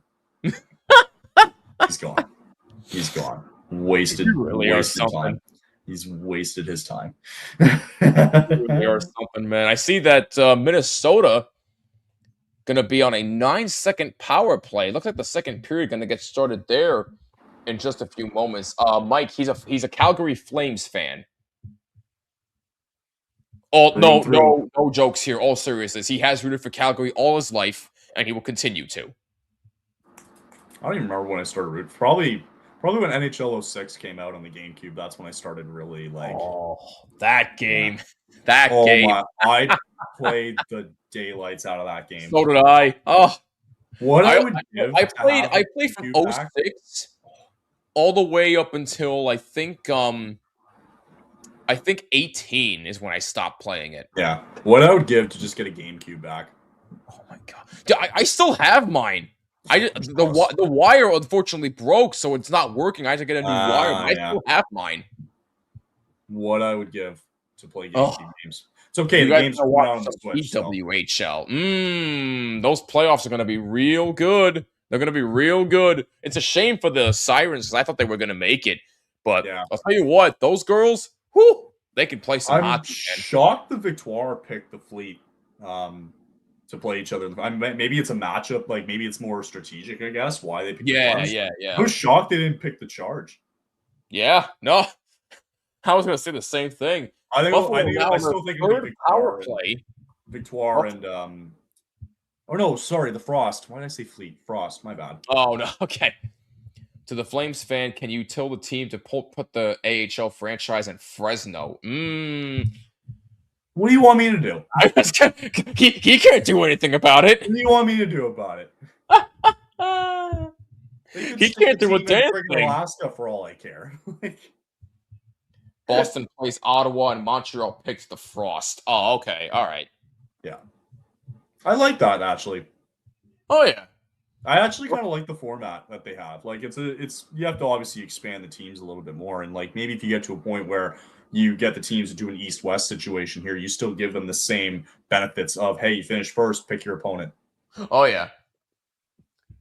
Because you got to separate yourselves a little bit in terms of, how you want it to look, right, within your own league. Oh yeah. Kyle, who are you picking for Ducks Oilers? Oh yeah, who did you have in that series? I had Oilers in 6, so that's not going to be true. Okay. Yeah, I think I did too. Now but now though, I think this series goes 7. Yeah. I can't, as much as the neutral fan tells me, I think they find a way to at least get this to 7. Yeah, I would hope so. But if Anaheim wins tonight, I mean, there's going to be a lot of questions. By the way, Buffalo on their third power play of the night. They're 1 for 2, 50 seconds remaining in it. Boston now 0 for 2 on the power play tonight. 3:05 to go. Second period, 1-1. If I were a Ranger fan, I'd want Cooley to get his point scoring for him to hit at least 55-60 per season. He's very I don't know if Cooley's going to get that far, but if he can at least get to 25, I'd be satisfied with that. Sure. My wish list for the Bruins is trade Corpy, bring up DiPietro, and play Hagens and play some young players. That's a good wish. It's a smart wish. Oh, who do you want? Yeah. Oh, who do I want? Oh, well, that's easy. I mean, not even a debate. Obvious who he wants to win, but power play is over, by the way. Buffalo now 1 for 3 on the power play tonight. The only goal on the power play from Rasmus Dahlin, as Buffalo still has it in the zone. That shot by number 4 gets blocked in front, and now it's out towards center. Coming up on 2 minutes remaining in the second period. It's a 1-1 game. Here comes Dahlin. Dumps it in the zone behind Swayman. Boston trying to clear it out, and now it's back to center ice, so the Sabres have to regroup. Boston trying to force a Game 6 on Thursday night in Boston. Buffalo trying to close this series out tonight. Where does Bruce Cassidy coach next season? I could see him going to Toronto. Really? Oh, yeah, Berube's not surviving this. No way. Berube won't survive it. No, Berube won't survive it. I don't think Vancouver's not going to fire anybody. Well, you don't have an identity. Vancouver's got a lot of things they got to work on, man. Yeah. They all, like, from what I hear, and I mean, I'm taking this with a grain of salt too, but like, McKenna or Stenberg is not going to fix all your issues. Like, your goaltending was in the garbage last year. Basically, everything was in the garbage, right? Like, that's the thing. Like, between our two teams, Neil, like, we finished with 19 more points than the Canucks. Think about that. True. Like, 19 more points. Correct me if I'm wrong. Both of our teams finished with the same record. Yeah. Which is mind-blowing to me. Yeah. That shocks me even. I just want a top 5 pick. That's all I want. That's fair. Jimmy, we haven't had a top 5 pick since the 80s. But look, if you would have told me, by the way, that the Rangers would finish with the same record as the Calgary Flames, I would have laughed in your face. That's tough. Look where we are. I think it's just like, what I think is crazy is when you see that, right?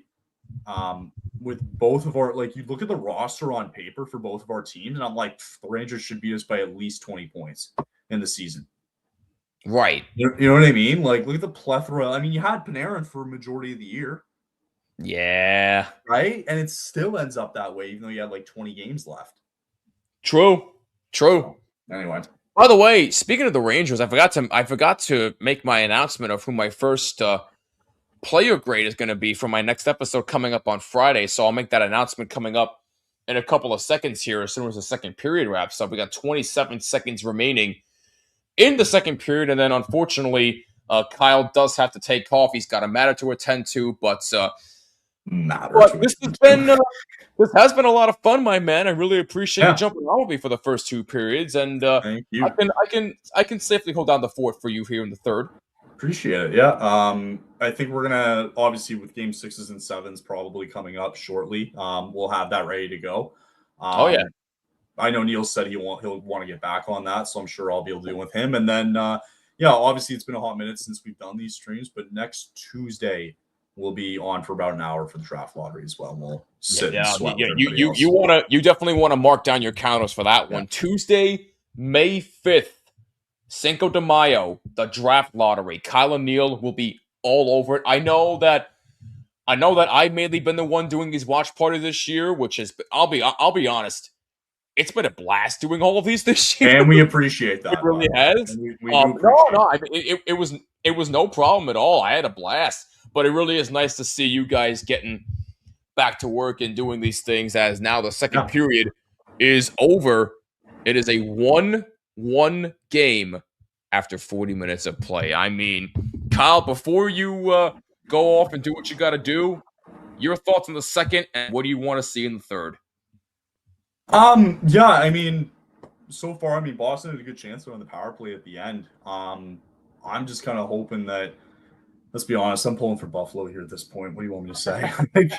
Honestly, that's where I'm at this point. I just want the Sabres to win. That's where I'm at. Don't blame you. I really don't blame you one bit. But listen, again, Kyle, I know you got to take off and do a few things, but it's been a pleasure working alongside you again. Hopefully we can continue this real soon throughout these playoffs. I'll definitely be back with another watch party real soon. Stay tuned for announcements, but it's been a pleasure, my man. Thank you so much. Let's do it again real soon. Thanks a lot, You man. bet. Thanks, everybody. And if you don't hear from me for the end of the week, I'll see you all on Tuesday for the draft lottery. Yep, make sure you stay tuned for that. NHL Draft Lottery Watch Party next Tuesday, May 5th. At what time? Probably just before the games start on Tuesday, so probably at 6 o'clock is my guess. So 6 p.m. Eastern time. So mark that down on your calendars, folks. 6 p.m. Eastern time next Tuesday, May 5th. The NHL Draft Lottery. Kyle and Neil will have live coverage for you throughout the evening. But after 40 minutes of play from KeyBank Center in Buffalo, it is a 1-1 game between the Sabres and the Bruins. Thank you again to Kyle. We'll be right back on THPN. Later, guys.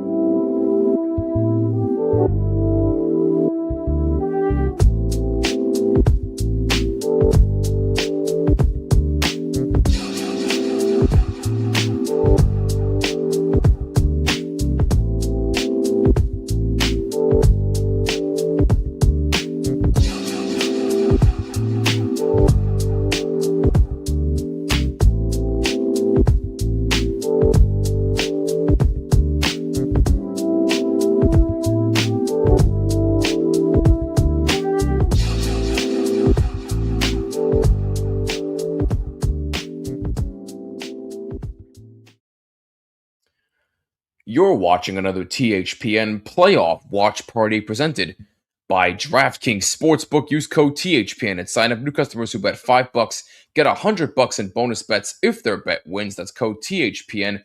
Only at DraftKings Sportsbook. Must be 21 or older in select states, and please play responsibly. After 40 minutes of play from Buffalo, New York, it is a 1-1 game between the Sabres and the Boston Bruins. Rasmus Dahlin scoring for Buffalo on the power play in the first period, and Elias Lindholm scoring in the second period to have the game tied in the second period. That is where we stand right now. And look, you really have to admire how both teams are playing in this game. Boston definitely looks a whole lot better than they did in Game 4, which was an embarrassment on their home ice.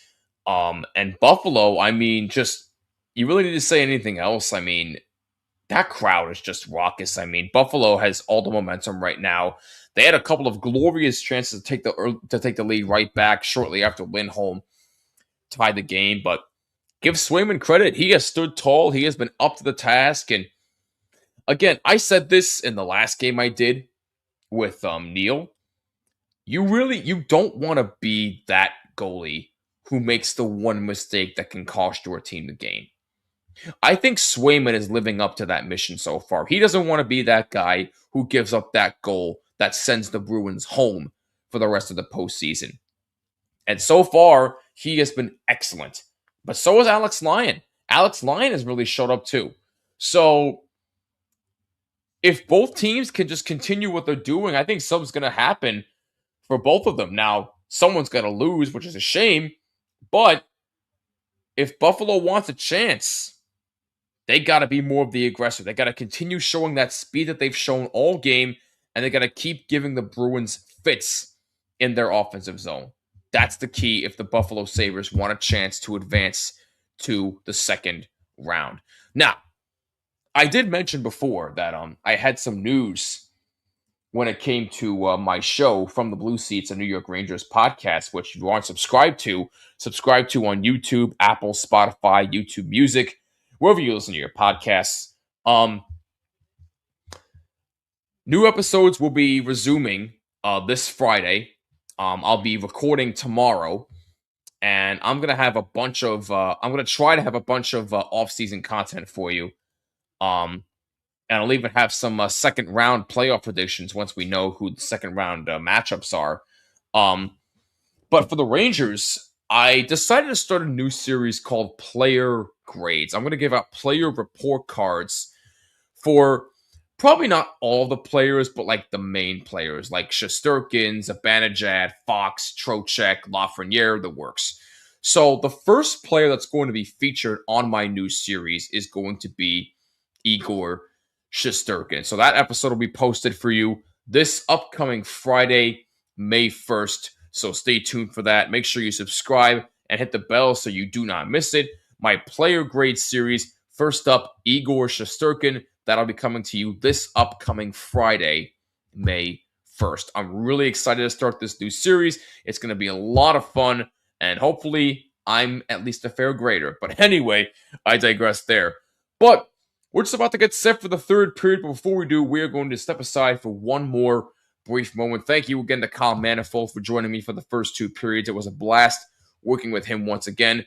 Let's hear it off in the chat. Let's hear from you. Do you think Buffalo closes it out, or does Boston force a Game 6? Let's hear from you in the comments down below. We're going to step aside, but when we come back, the third period will commence. It's a 1-1 game on THPN.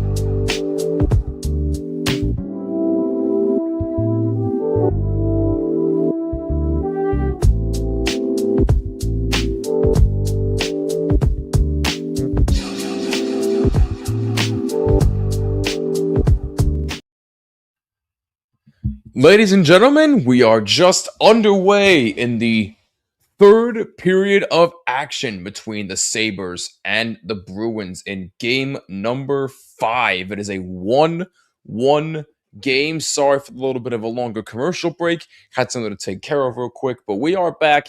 Third period just underway. 1-1 game. Shots are 17-13 in favor of Boston, as this puck almost went into the Buffalo bench. Number 22 of Buffalo goes back behind the net. Now Boston able to come up with it. If Buffalo wins tonight, they will move on to the conference semifinals for the first time since 2007. If Boston wins, Game 6 will be Thursday night in Boston. Owen Power trying to get there for the Sabres. Puck in the corner now in the Bruins zone, or the Buffalo zone, I should say. Now it's out in the Bruins zone all the way down, but no icing.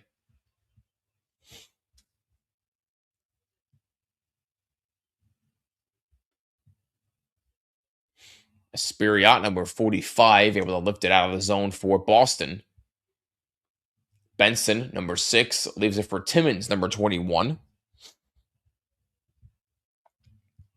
I want to thank you for joining us on this Tuesday evening here on the THPN YouTube channel. If you're just joining us, my name is Jimmy. I'm the host of From the Blue Seats, a New York Rangers podcast on the Hockey Podcast Network. Make sure you subscribe to my show on YouTube, Apple, Spotify, YouTube Music, wherever you listen to your podcasts. And subscribe to the Hockey Podcast Network YouTube channel as well if you have not done so. And leave a like as well. Helps tremendously. And follow us on socials at HockeyPodNet. And follow my show on X and Instagram at BlueSeats94. And of course, everything we do here is sponsored by DraftKings. Use code THPN at sign up. New customers who bet $5 get $100 in bonus bets if their bet wins. That's code THPN only at DraftKings Sportsbook. Must be 21 or older in select states, and please play responsibly. Buffalo moves on up as a shot by 17 and a save by Swayman.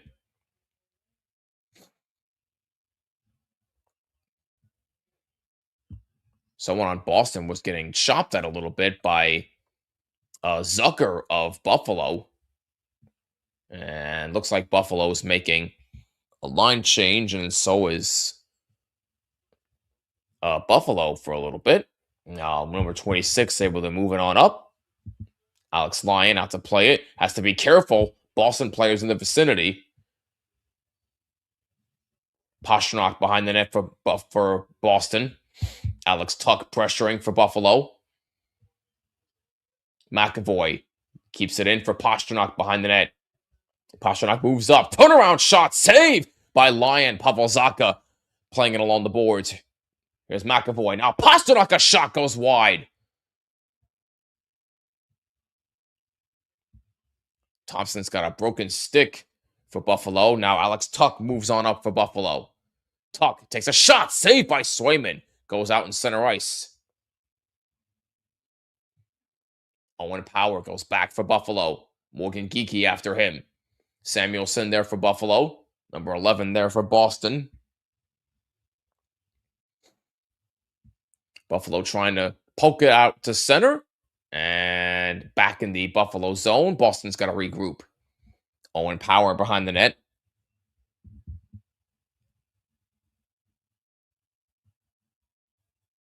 Good patience there by Owen Power. Gives it for Samuelson as Power goes back to the bench for a change. Samuelson still with it for Buffalo. Good pass along for Josh Stone and a save by Swayman.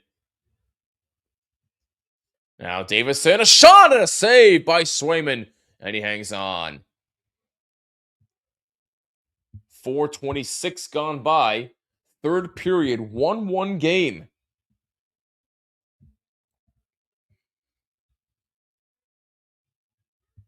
Couple of good early chances here by Buffalo. That early chance by Josh Stone looking for a deflection. I think it might have got a slight piece of number 20 of Boston, but thankfully for him, it went up high over Swayman's net instead.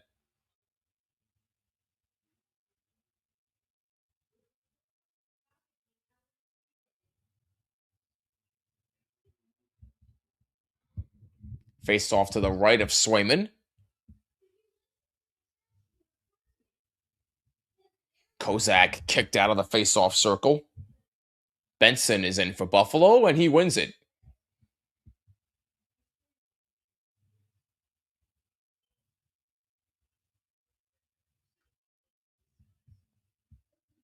Shot attempts in this game, 48 for Boston, 44 for Buffalo. So definitely not that far off in shot attempts for either team. Somebody got shoved behind the Boston net. Loose puck, and Swayman's got it covered. And a little bit of extracurriculars afterward. Looked like that was Benson who got shoved down in front of the net before. Zadorov battling for that puck. It looked like Zadorov may have shoved him down a little bit, but no harm, no foul. Didn't look like a penalty was called. So we will continue with 5-on-5. I think Benson was looking for a penalty, but he's not going to get it.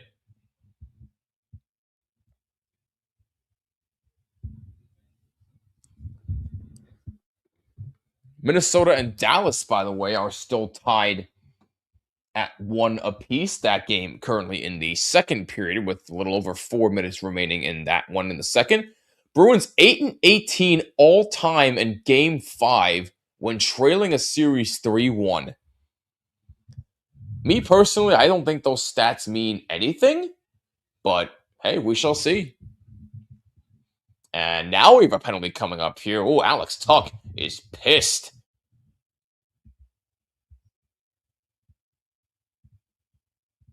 Oh, high stick. Yeah. Alex Tuch high sticked Asparat, number 45. Ouch. And Alex Tuch is not happy. So Boston, with their third power play of the night, they are 0 for 2.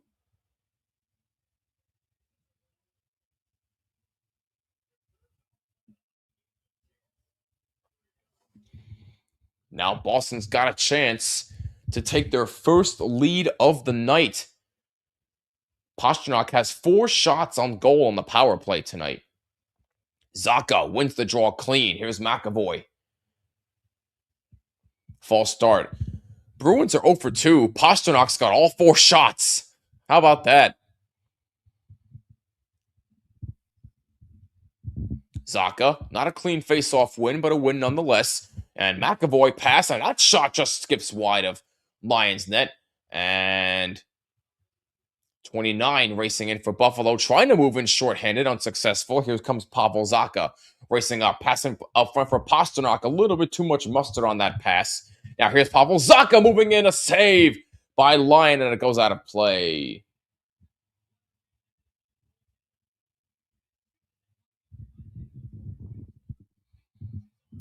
A minute 37 to go in the Boston power play. That was a good pass by Pastrnak behind the net to even get that for Zacha, and Lyon with the right shoulder save to keep this a 1-1 game as of right now.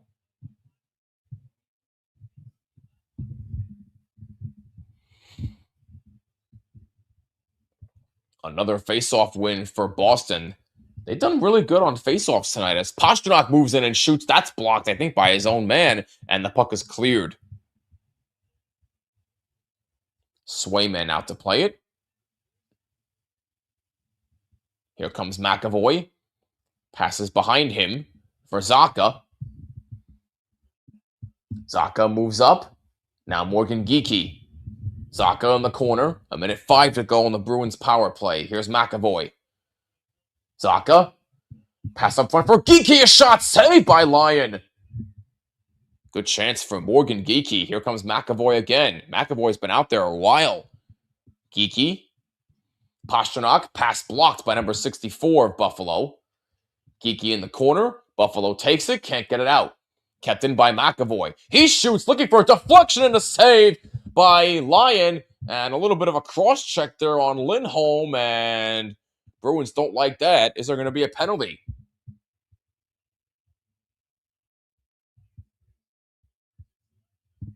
Does not look like it, so no harm, no foul. Buffalo gets away with one there. 40 seconds to go in the Boston power play.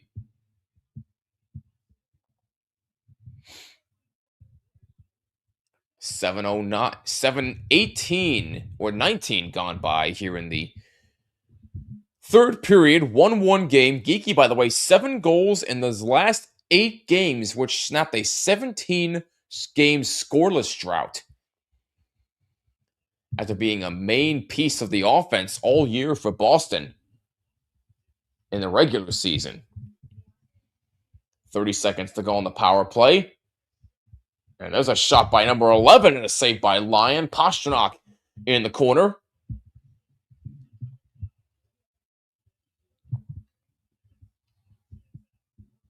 Loose puck in the circle. Kept in by Boston. Good pressure by the Bruins on this power play. Alex Bellstat moves in and shoots. Saved by Lyon. Kept in by Boston. Here's Hampus Lindholm. Gets it for Pastrnak. That shot's blocked. Power play is over. Excellent penalty killing by his Sabres, and now they try to move on up. Alex Tuch fresh out of the box. He gets pressured by a couple of Bruins, and that's to get it back out to center. 12:45 to go, third period. It's a 1-1 game. Thompson passes back. It's dumped in the zone. Zadorov battling Thompson. Now Tuch helps him out.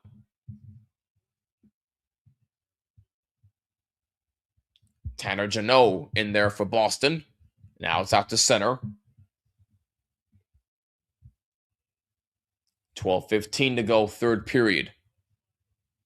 Here comes Bowen Byram. And he tried a drop pass, and that was blocked. Buffalo keeps in. Here's Tage Thompson. Nice move to keep it in, and lost control. Byram gets it back for Buffalo. Here comes Alex Krebs, number 19. Or Peyton Krebs, I should say. Krebs trying a backhanded pass for Thompson, and a save by Swayman. Oh, my goodness. Great passing from Krebs. Thompson with a shot, and Swayman with a beautiful save. If Boston finds a way to win this game, we're going to look on that as the save of the night so far. Excellent save by Jeremy Swayman. Behind the net for Benson, he gets shoved to the boards.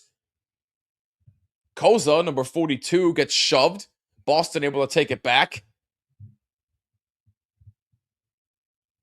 Morgan Stanley, number 64, moves up for Buffalo. Owen Power. Now Benson can't handle it clean. Here's Owen Power. Buffalo makes a couple of changes, so does Boston. Buffalo crowd coming alive once again.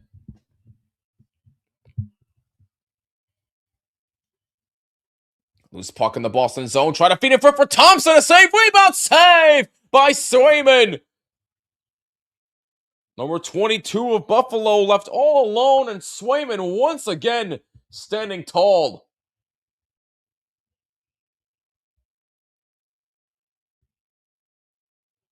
Puck goes out of play. 10:24 to go.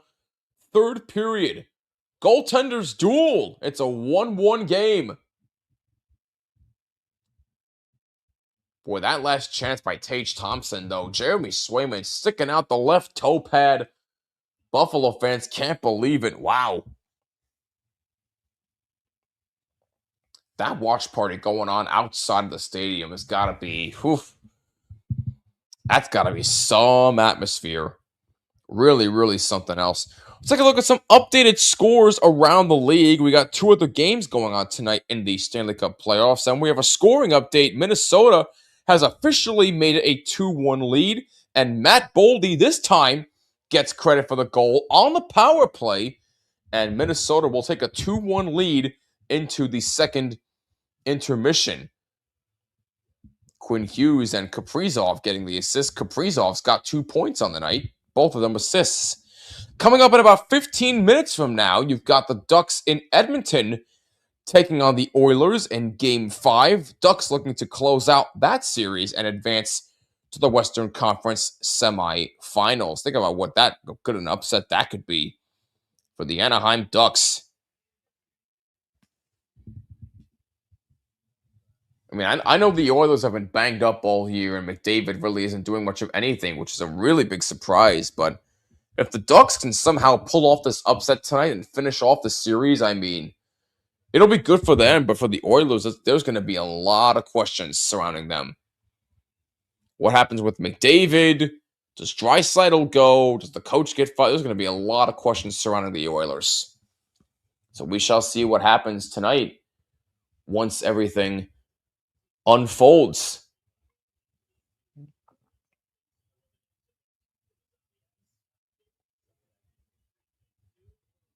I really don't think there's any chance that the Oilers lose tonight. I think there will be a Game 6 in Anaheim. But if Anaheim wins tonight, oof, wow, that would be something. Meanwhile, back in action in Buffalo, shots are 21-16 in favor of the Bruins. Boston will look to force a Game 6 on Thursday night in Boston at TD Garden.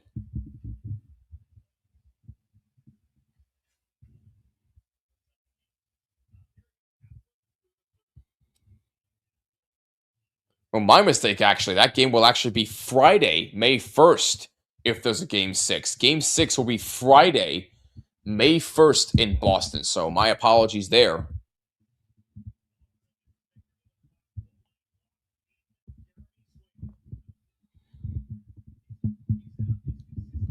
I'll tell you what, even though Alex Lyon hasn't really been tested all that much, the goaltending on both sides has been spectacular tonight. Swayman especially. Swayman has really stepped up to the task. 9:45 remaining in regulation. It is a 1-1 game, as that's a save by Lyon on a broken stick shot.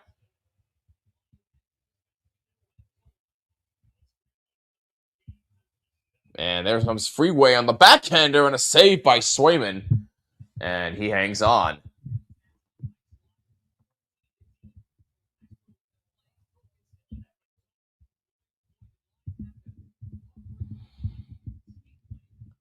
.934 to go in the third.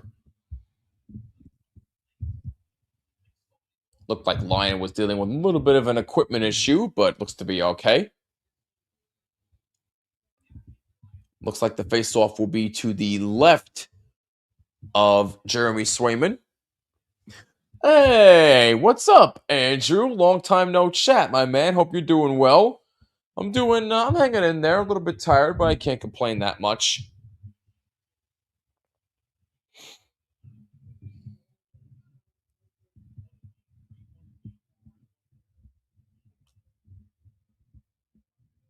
Icing whistled here against Buffalo. So the faceoff will come back in their zone.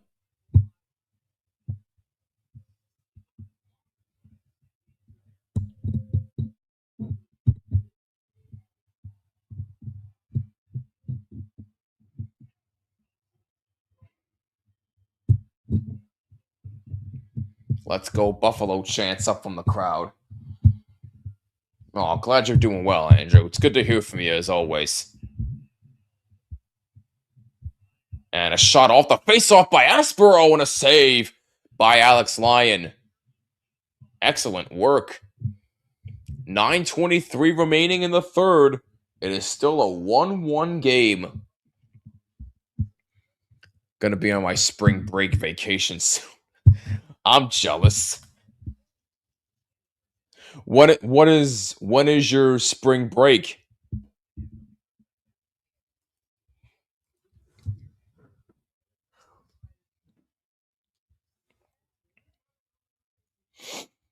Just because I'm curious, I want to look at some NBA playoff scores and see what's happening.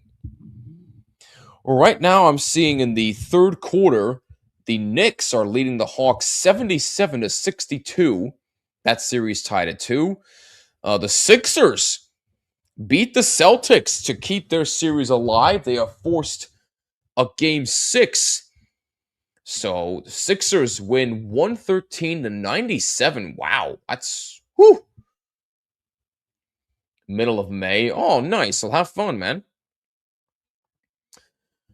Just underway in quarter number 1 in San Antonio. The Spurs are leading the Trailblazers 7-2. The Spurs lead that series 3-1. And that is where we stand for the NBA playoffs as of right now.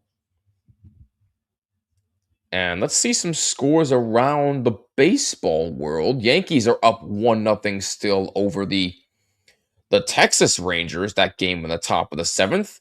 Tigers trailing the Braves 5-2. Mariners beating the Twins 2-1. White Sox beating the Angels 4-1. Brewers all over the Diamondbacks 11-2. Royals and A's just underway. Cubs and Padres underway. Dodgers and Marlins underway. And a couple of finals today. Rays beat the Guardians 1-0 for their 6th win in a row. Orioles beat the Astros. Reds beat the Rockies. Cardinals beat the Pirates. Phillies beat the Giants. And the Blue Jays beat the Red Sox. And the Mets beat up on the Nationals. I'll tell you off the air where I'm going. No problem. That's better safe for off the air anyway. 9:05 to go in regulation time. It's a 1-1 game. Shots are 24-17 in favor of Boston. That's a shot saved by Jeremy Swayman. Samuelson. Dahlin. Zucker dumps it in. Third period shots, 8-4 in favor of Boston. McLeod tries to feed in front. Nobody there. Buffalo's got to regroup. Buffalo makes a couple of line changes. 8:20 remaining in the third.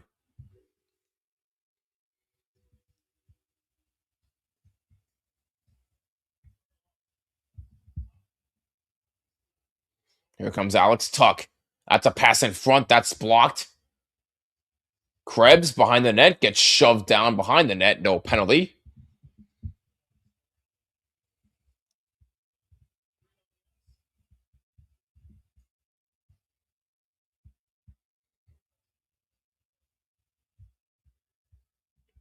Lyon comes out to play the puck. Timmins.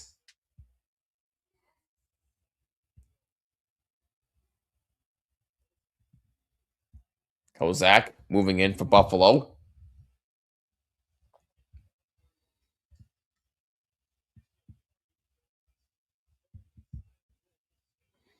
Puck rolls to the side of the goal. Swayman doesn't see it at first. Now he does. And he covers up with 7:22 remaining. That was a little bit too close for comfort there. As Hampus Lindholm, number 27, was in front for Boston.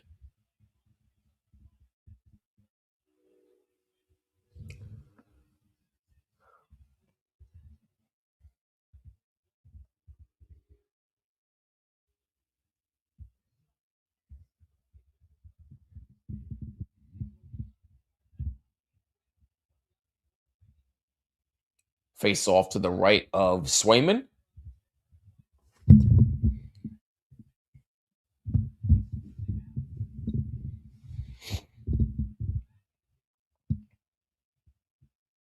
False start on the draw by Elias Lindholm, number 28, and Lindholm wins the draw eventually for Boston. And it's out to center ice.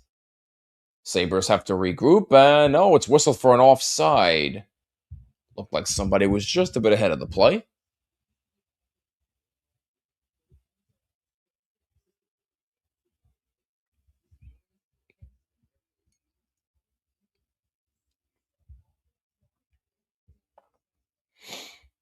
Faceoff will come just outside the Boston zone.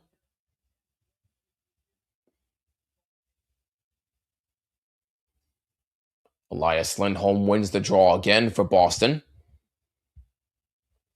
Dumped in the Buffalo zone. Lyon out to play it.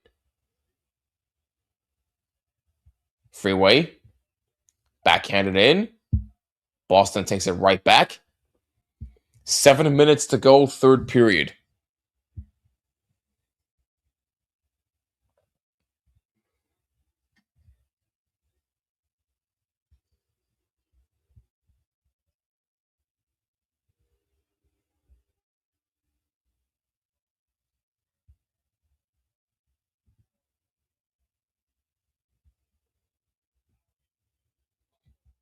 Owen Power has the puck for Buffalo as they make a change. Power. Pass for Zucker. A shot and a save by Swayman, and he holds it. Jason Zucker with a good chance. Try to go glove side, and Swayman made a good save. 6:23 to go in the third period. 1-1 the score. Dahlin and Elias Lindholm, the goal scorers for each team.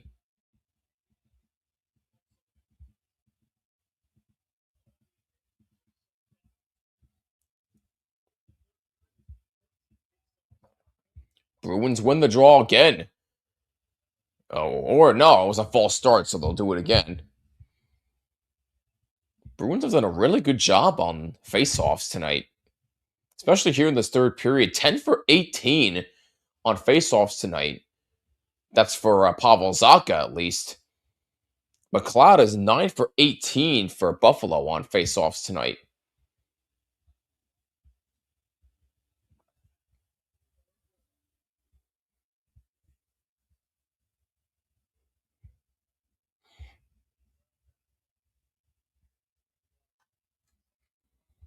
Dahlin got tied up into the corner by a couple of Bruins in the Buffalo zone. Dahlin still tied up, loose puck, almost in the circle. Pastrnak backhands it out.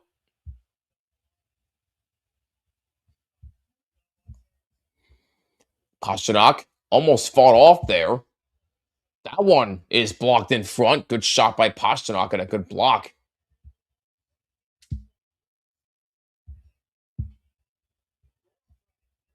Buffalo keeps in the zone. Owen Power shot. That's blocked. Now Thompson shoots it, a save by Swayman.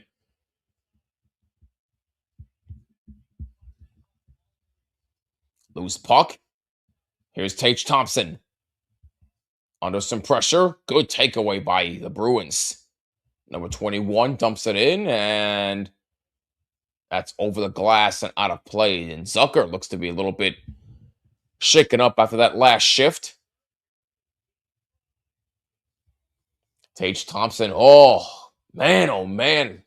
Swayman made the save, and then it went through his legs and through the crease. My goodness. Just over 5 minutes remaining in the third. It's a 1-1 game. We will be right back in 90 seconds.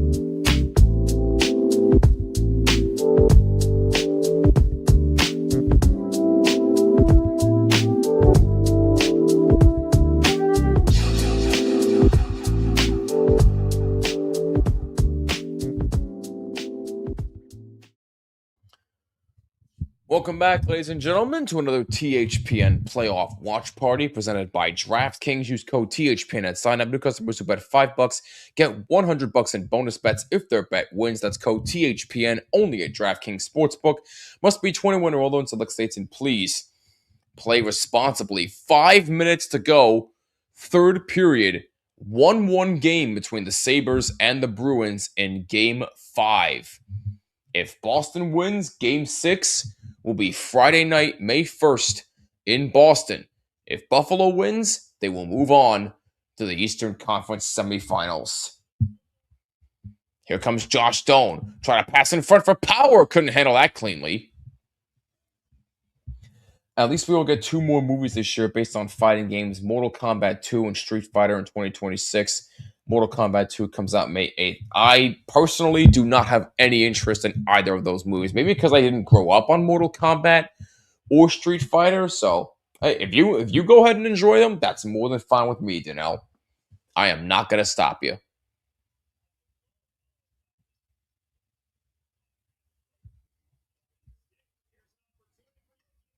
And now here comes Yoki Horyu, and that goes wide. 4 minutes to go. And there's a shot by number 11 of Boston. That goes off the glass. And they have to regroup. Hampus Lindholm's got it, number 27.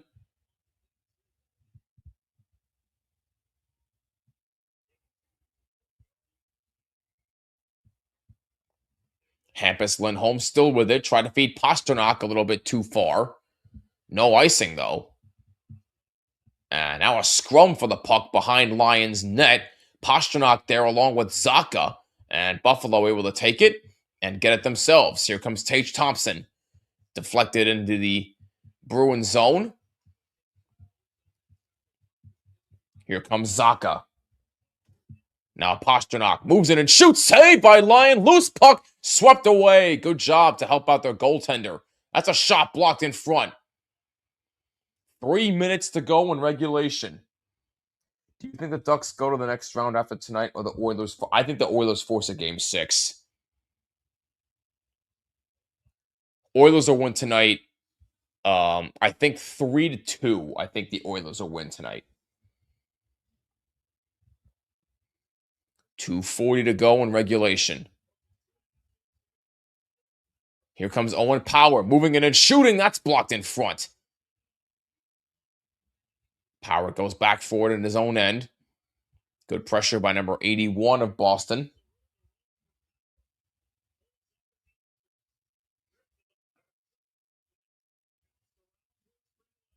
Here comes Greenway. That's a shot save. Rebound saved by Swayman. And another try goes behind him. Where's the puck? It's loose and it's out to center. Goes all the way down for an icing, and Boston just dodges a bullet. My goodness.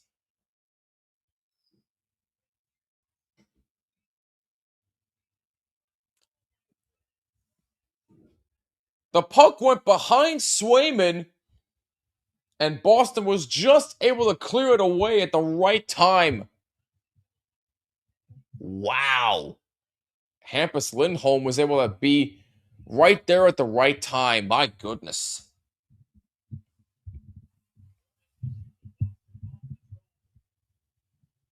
You really can't get any much closer than that if you're Buffalo.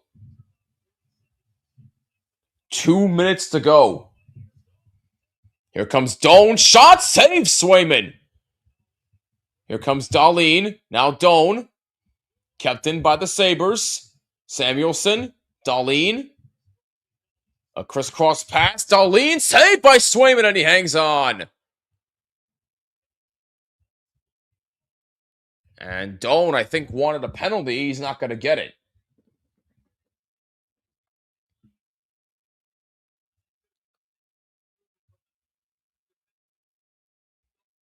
And I can see why Doan wanted a penalty. Got interfered with a little bit.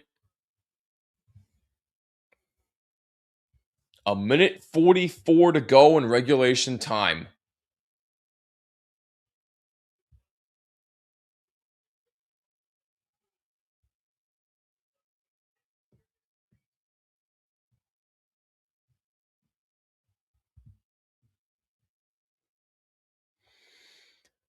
Boston's won 30 faceoffs tonight.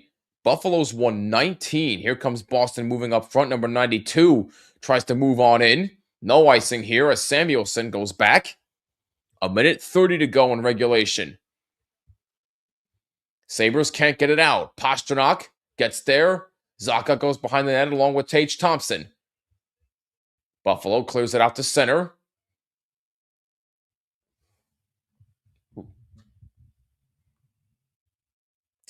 Not sure what happened here. I lost signal. My apologies, folks. There we go. 1 minute to go in regulation time. I don't know what just happened there. My Fios box just cut out for a split second there. But under 1 minute to go, there's a shot that's partially blocked by Boston. Casey Middlestat takes a look, and it's offside. 43 seconds remaining in the third.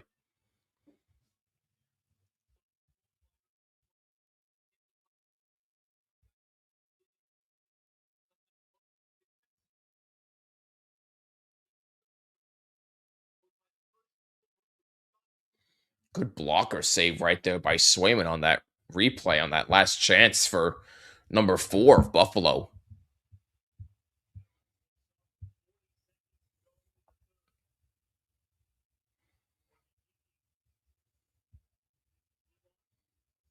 "30 seconds to go in regulation. Here comes Rasmus Dahlin. Dumps it in the zone. Loose puck in the circle, taken back by Elias Lindholm, number 28 of Boston. 13 seconds to go. And they're just going to let the clock run out. They're going to let the clock run out. And ladies and gentlemen, Game 5 is going to overtime. Unbelievable. I can only imagine the amount of pandemonium that is going to take place if Buffalo ends up winning this game in overtime. I mean, just unbelievable stuff, man. Unfreaking believable. Just, you really can't make this up even if you tried. Just outstanding stuff by both teams. The goaltending has been superb. Both teams have been aggressive. Not that much scoring, surprisingly. But we got ourselves overtime playoff hockey on a Tuesday night. Game 5, Sabres and Bruins. It comes down to one goal. Can the Sabres end it? Or will the Bruins force a Game 6 on Friday night? We will get you set for overtime after a commercial break. We'll be right back on THPN.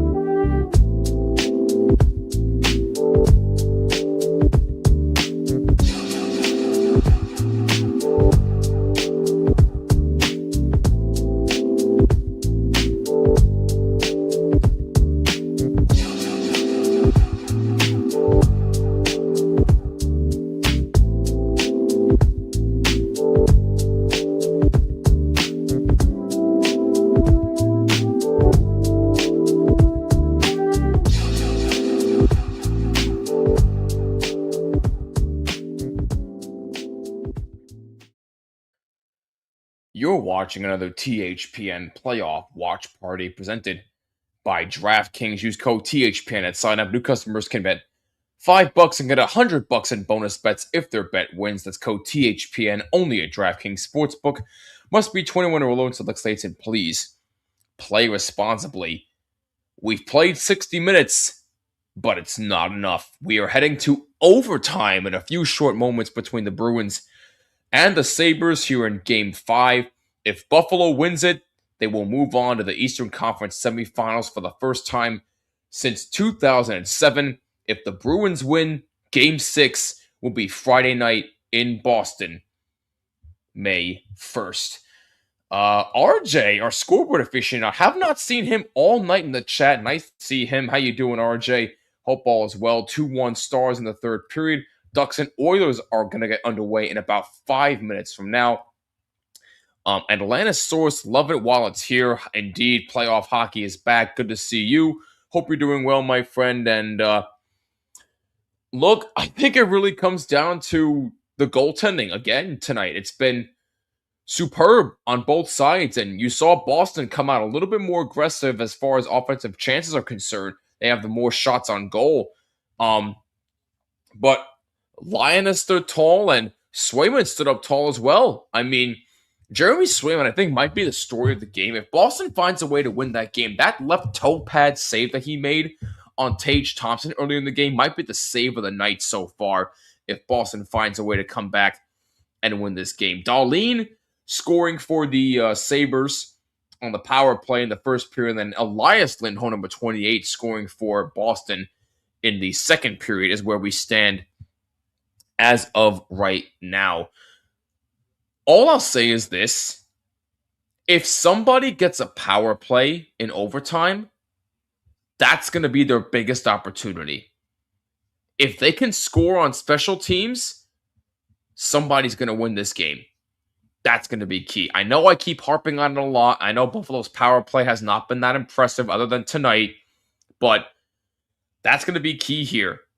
Somebody cannot make a mistake, but if somebody does, they got to capitalize on the power play. And if they do, good things will happen and somebody will win this game tonight. This should be a very interesting finish. Game 5 is headed to overtime. Let's hear from you in the comments. Who takes it home tonight? Does Buffalo move on, or does Boston force Game 6? Let's hear from you as we head to overtime, and it's coming your way in a few moments right here on THPN.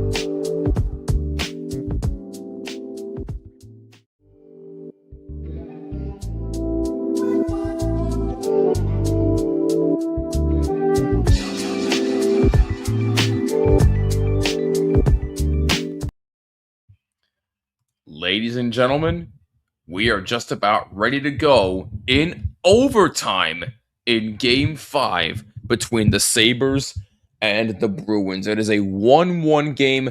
Pastrnak, Corrali, and Lindholm each have one overtime playoff goal. Tuck and Zucker have an overtime goal each for Buffalo as well.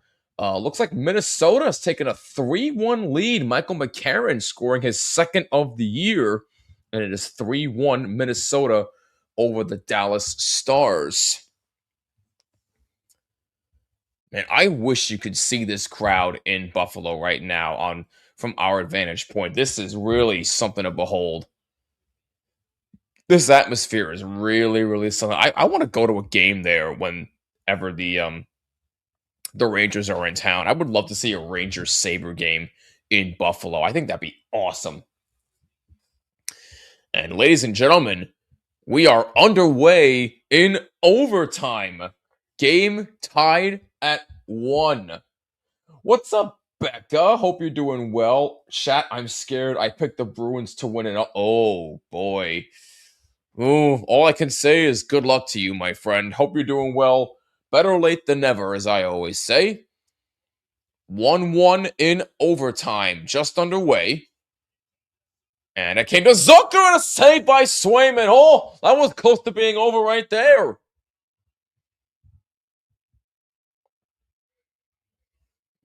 Pavel Zacha able to get it out for Pastrnak. And for Alex Lyon, by the way, this is his first overtime playoff game in his career. I'm awesome. How have you been? I've been busy, but I've been pretty good. Pretty good for the most part. Thank you for asking. I'm definitely pumped up now that playoff hockey's here. Now Geeky moves in and a backhand save by Lyon. Rasmus Dahlin moves in. Now Alex Tuck moves in for Buffalo. Puck in center ice. And a scoring update in Edmonton early on. The Oilers have taken a 1-0 lead over the Anaheim Ducks. I'm sure we'll get a scoring update from RJ in just a moment. But Edmonton has struck first early in this game, nearly 3 minutes in. So a big-time early goal for the Oilers. Next round, Hurricanes are going to give the broom to the Penguins or the Flyers. Bold prediction there, Cotton. But we'll see what happens. Doan drops it off for Benson. A backhander goes wide. 2 minutes gone by in overtime. 1-1 the score.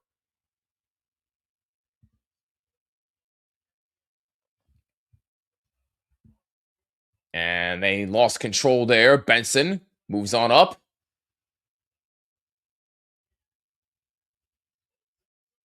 And now Zucker, backhanded pass, and a shot goes off the side of the net.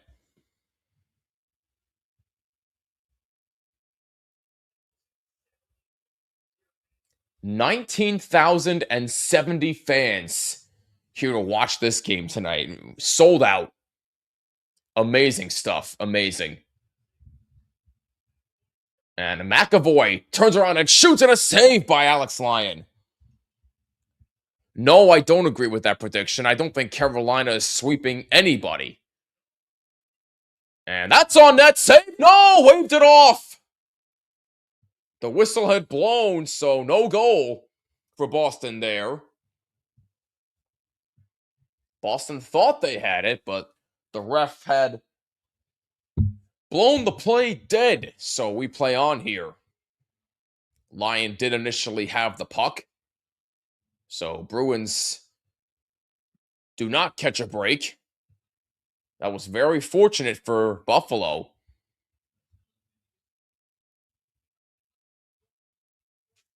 Plus, there was contact with the pad of Lyon.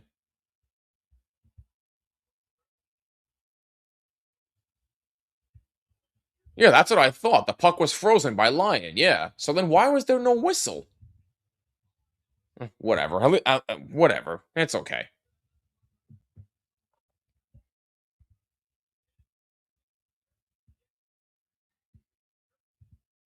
Well, it was Corrali who tried to poke the puck in after Lyon froze the puck. I'm blind. I'm deaf. I want to be a ref. Oh my goodness. Looks like Vasily Podkolzin scored for Edmonton. Sorry if I said that incorrectly. And that's how it is 1-0 Oilers early on in that game 5 between the Oilers and the Ducks. Edmonton in a must-win situation to keep their season alive.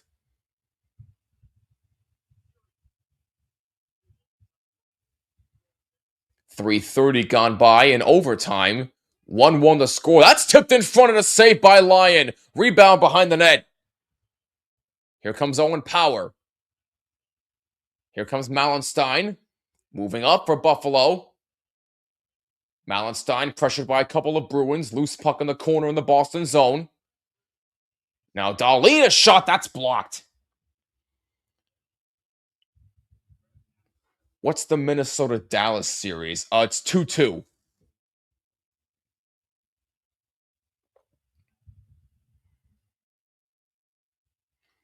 Here comes Rasmus Dahlin. That's tipped in the zone. Tage Thompson tries to look for an opening, being pressured now by a couple of Bruins.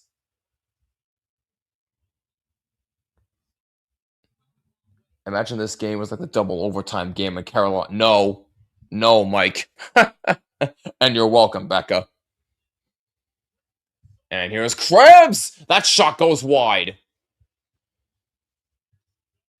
Josh Stone gets shoved down, able to keep the puck alive momentarily. Loose puck in the circle now. Doan trying to get a pass off for Krebs. Krebs behind the net. Stanley across for Timmins, and that goes up high and out of play. 4:51 gone by in overtime. 1-1 the score. We need 500 OTs. This series has been so much fun. Yes, it has. I've been locked into this series so much.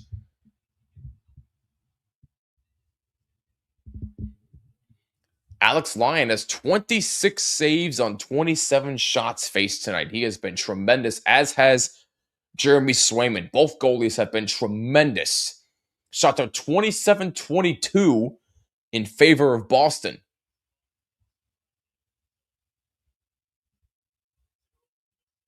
5 minutes gone by in overtime. Lyon plays it out all the way down, and it'll be an icing against the Sabres. So the faceoff will come back in their zone. Yep, I did see that Donnell Oilers lead the Ducks 1-0. And in Yankee land, Austin Wells and Aaron Judge have hit home runs. Yankees lead 3-0 in the 9th inning over the Texas Rangers, looking to win yet another series. Pavel Zacha, by the way, 12 for 22 on faceoffs tonight for Boston, and he can't win that one.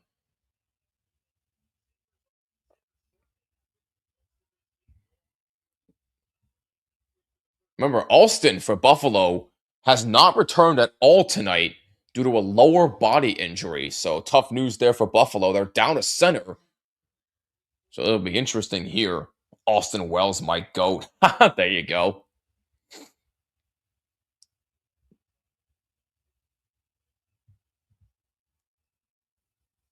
Crowd wanted a penalty there. That's a backhand pass and a save by Swayman. He's able to guide it away with the glove momentarily. Puck goes out to center. Pastrnak able to intercept the puck. Pass in front. That's a save by Lyon. Tanner Jeannot had that taken away. Tage Thompson moves up for Buffalo. Thompson backhands it in. McAvoy there for Boston. Jeannot takes it out. Backhanded in by Corrali. Samuelson. Dahlin. Can't control it clean. Samuelson, good hit. Thompson gets shoved to the boards by Corrali. Here comes Samuelson for Buffalo. Moves up, shoots, and a save by Swayman.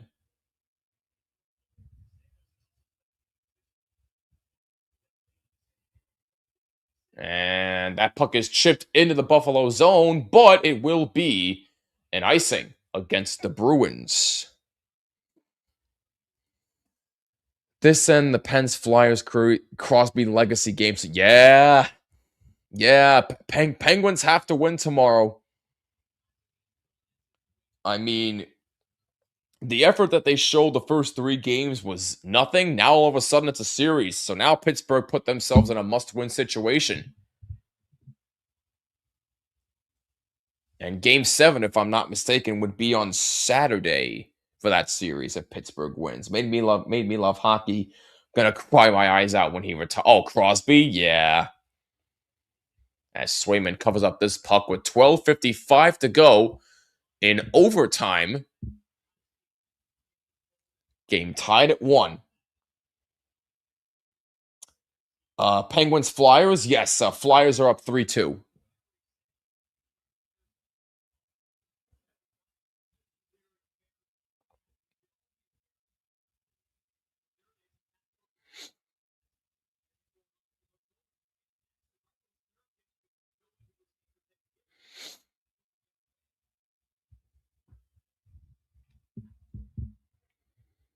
Buffalo wins the draw to the left of Swayman. Stanley, there's a wrister that's blocked in front. And now Boston can able to take it up. Timmins in the corner for Buffalo. Greenway. Stanley. Malenstein in the corner now in the Boston zone. Here's Stanley moving in, shooting, saved by Swayman.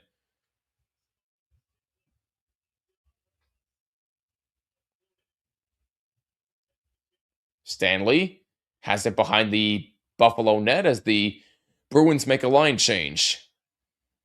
Here's Alex Tuch for Buffalo.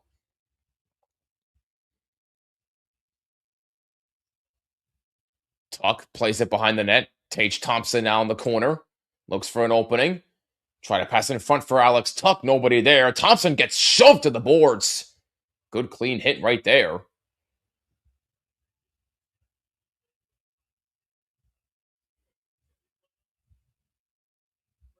$11:40 to go in overtime. Peyton Krebs moves in for Buffalo. Tage Thompson just keeps in.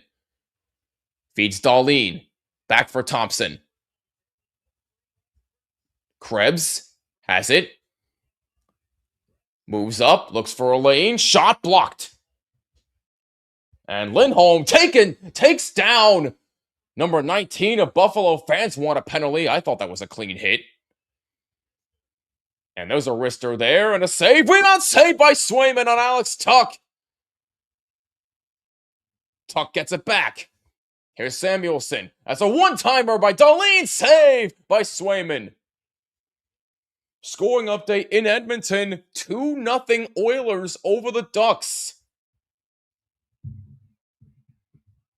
Quick re-entry there by Buffalo. And now, here's a break for Pastrnak. Scores! David Pastrnak forces a Game 6 for the Boston Bruins. They win it in overtime 2-1.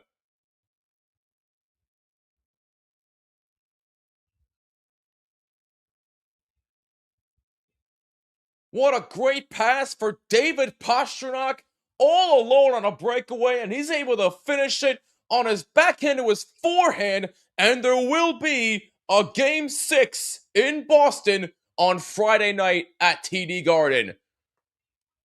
What a great comeback win by the Boston Bruins. Completely faked out Alex Lyon. After the embarrassment that was Game 4, the Boston Bruins answered right back with a big comeback win in Buffalo, and there will be a Game 6.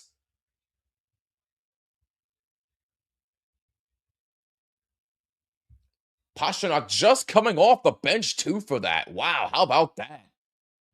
No chance for Lyon to get that one. David Pastrnak, the overtime hero for the Boston Bruins. Unreal. What a win for the Bruins. And there will be a Game 6. Buffalo cannot close the deal tonight. Let's see what they can do in Game 6 on Friday night, May 1st in Boston. What a game. Just what a game. Really, really just an overall great game by both teams. Tough break for the Buffalo Sabres. But listen, man, this is why you can't count out any team in the playoffs. Anything can happen at any given moment. What a terrific win for Boston. Terrific win. Before we sign off for the night, let's take a look at some scoring updates around the league one more time.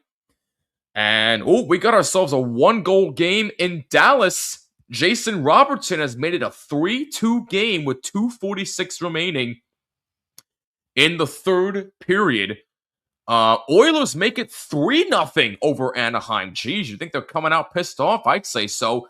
Zach Hyman scoring the second goal for Edmonton, and Leon Draisaitl has just made it 3-0 Oilers. Wow. Talk about a statement for Edmonton. 3-0 already in the first period. Amazing stuff right there. But what a job by the Boston Bruins. Oh, and Anaheim changed their goalie. Wow. Whew. You know it's that bad when it's 3-0 in the first period. Wow. But what a game tonight. Bruins win it 2-1. Game 6 will be Friday night in Boston. I'm pretty sure that there will be a watch party for that one, so stay tuned for updates on our social media at HockeyPodNet. But listen, this was a great game. I had a blast doing this one. Thank you to Kyle Manifold for joining me for the first 2 periods. It meant a lot to me. And if you guys enjoyed what you saw, hit that like button and subscribe and hit that bell so you're notified of all live streams, new episodes of The Terry Ryan Show, and everything we do here on THPN. And as always, it's brought to you by our wonderful friends at DraftKings. Use code THPN and sign up. New customers who bet $5 get $100 in bonus bets if their bet wins. That's code THPN only at DraftKings Sportsbook. Must be 21 or older in select states, and please play responsibly. Make sure you follow my show as well, From the Blue Seats, a New York Rangers podcast on YouTube, Apple, Spotify, YouTube Music, wherever you listen to your podcasts. And be sure to rate us 5 stars. And follow my socials, X and Instagram at BlueSeats94. And follow Hockey Podcast Network on socials as well at HockeyPodNet. And subscribe to the THPN YouTube channel and hit that like button as well. This was a lot of fun tonight. Game 5, Sabres, Bruins. Bruins win it in overtime 2-1. Thank you to everybody who tuned in. A lot of people were tuned in for this one. It really is amazing the support we get in this community. It really means a lot to us. Thank you guys so much endlessly for all of your love and support. None of this would be possible without you. Once again, the final score here tonight, the Boston Bruins force a Game 6 as they defeat the Buffalo Sabres in Game 5, 2-1 in overtime. I'm Jimmy Finizzi. This has been another THPN Playoff Watch Party presented by DraftKings. Thank you so much for tuning in, and we will catch you in the next one. Peace, and take care.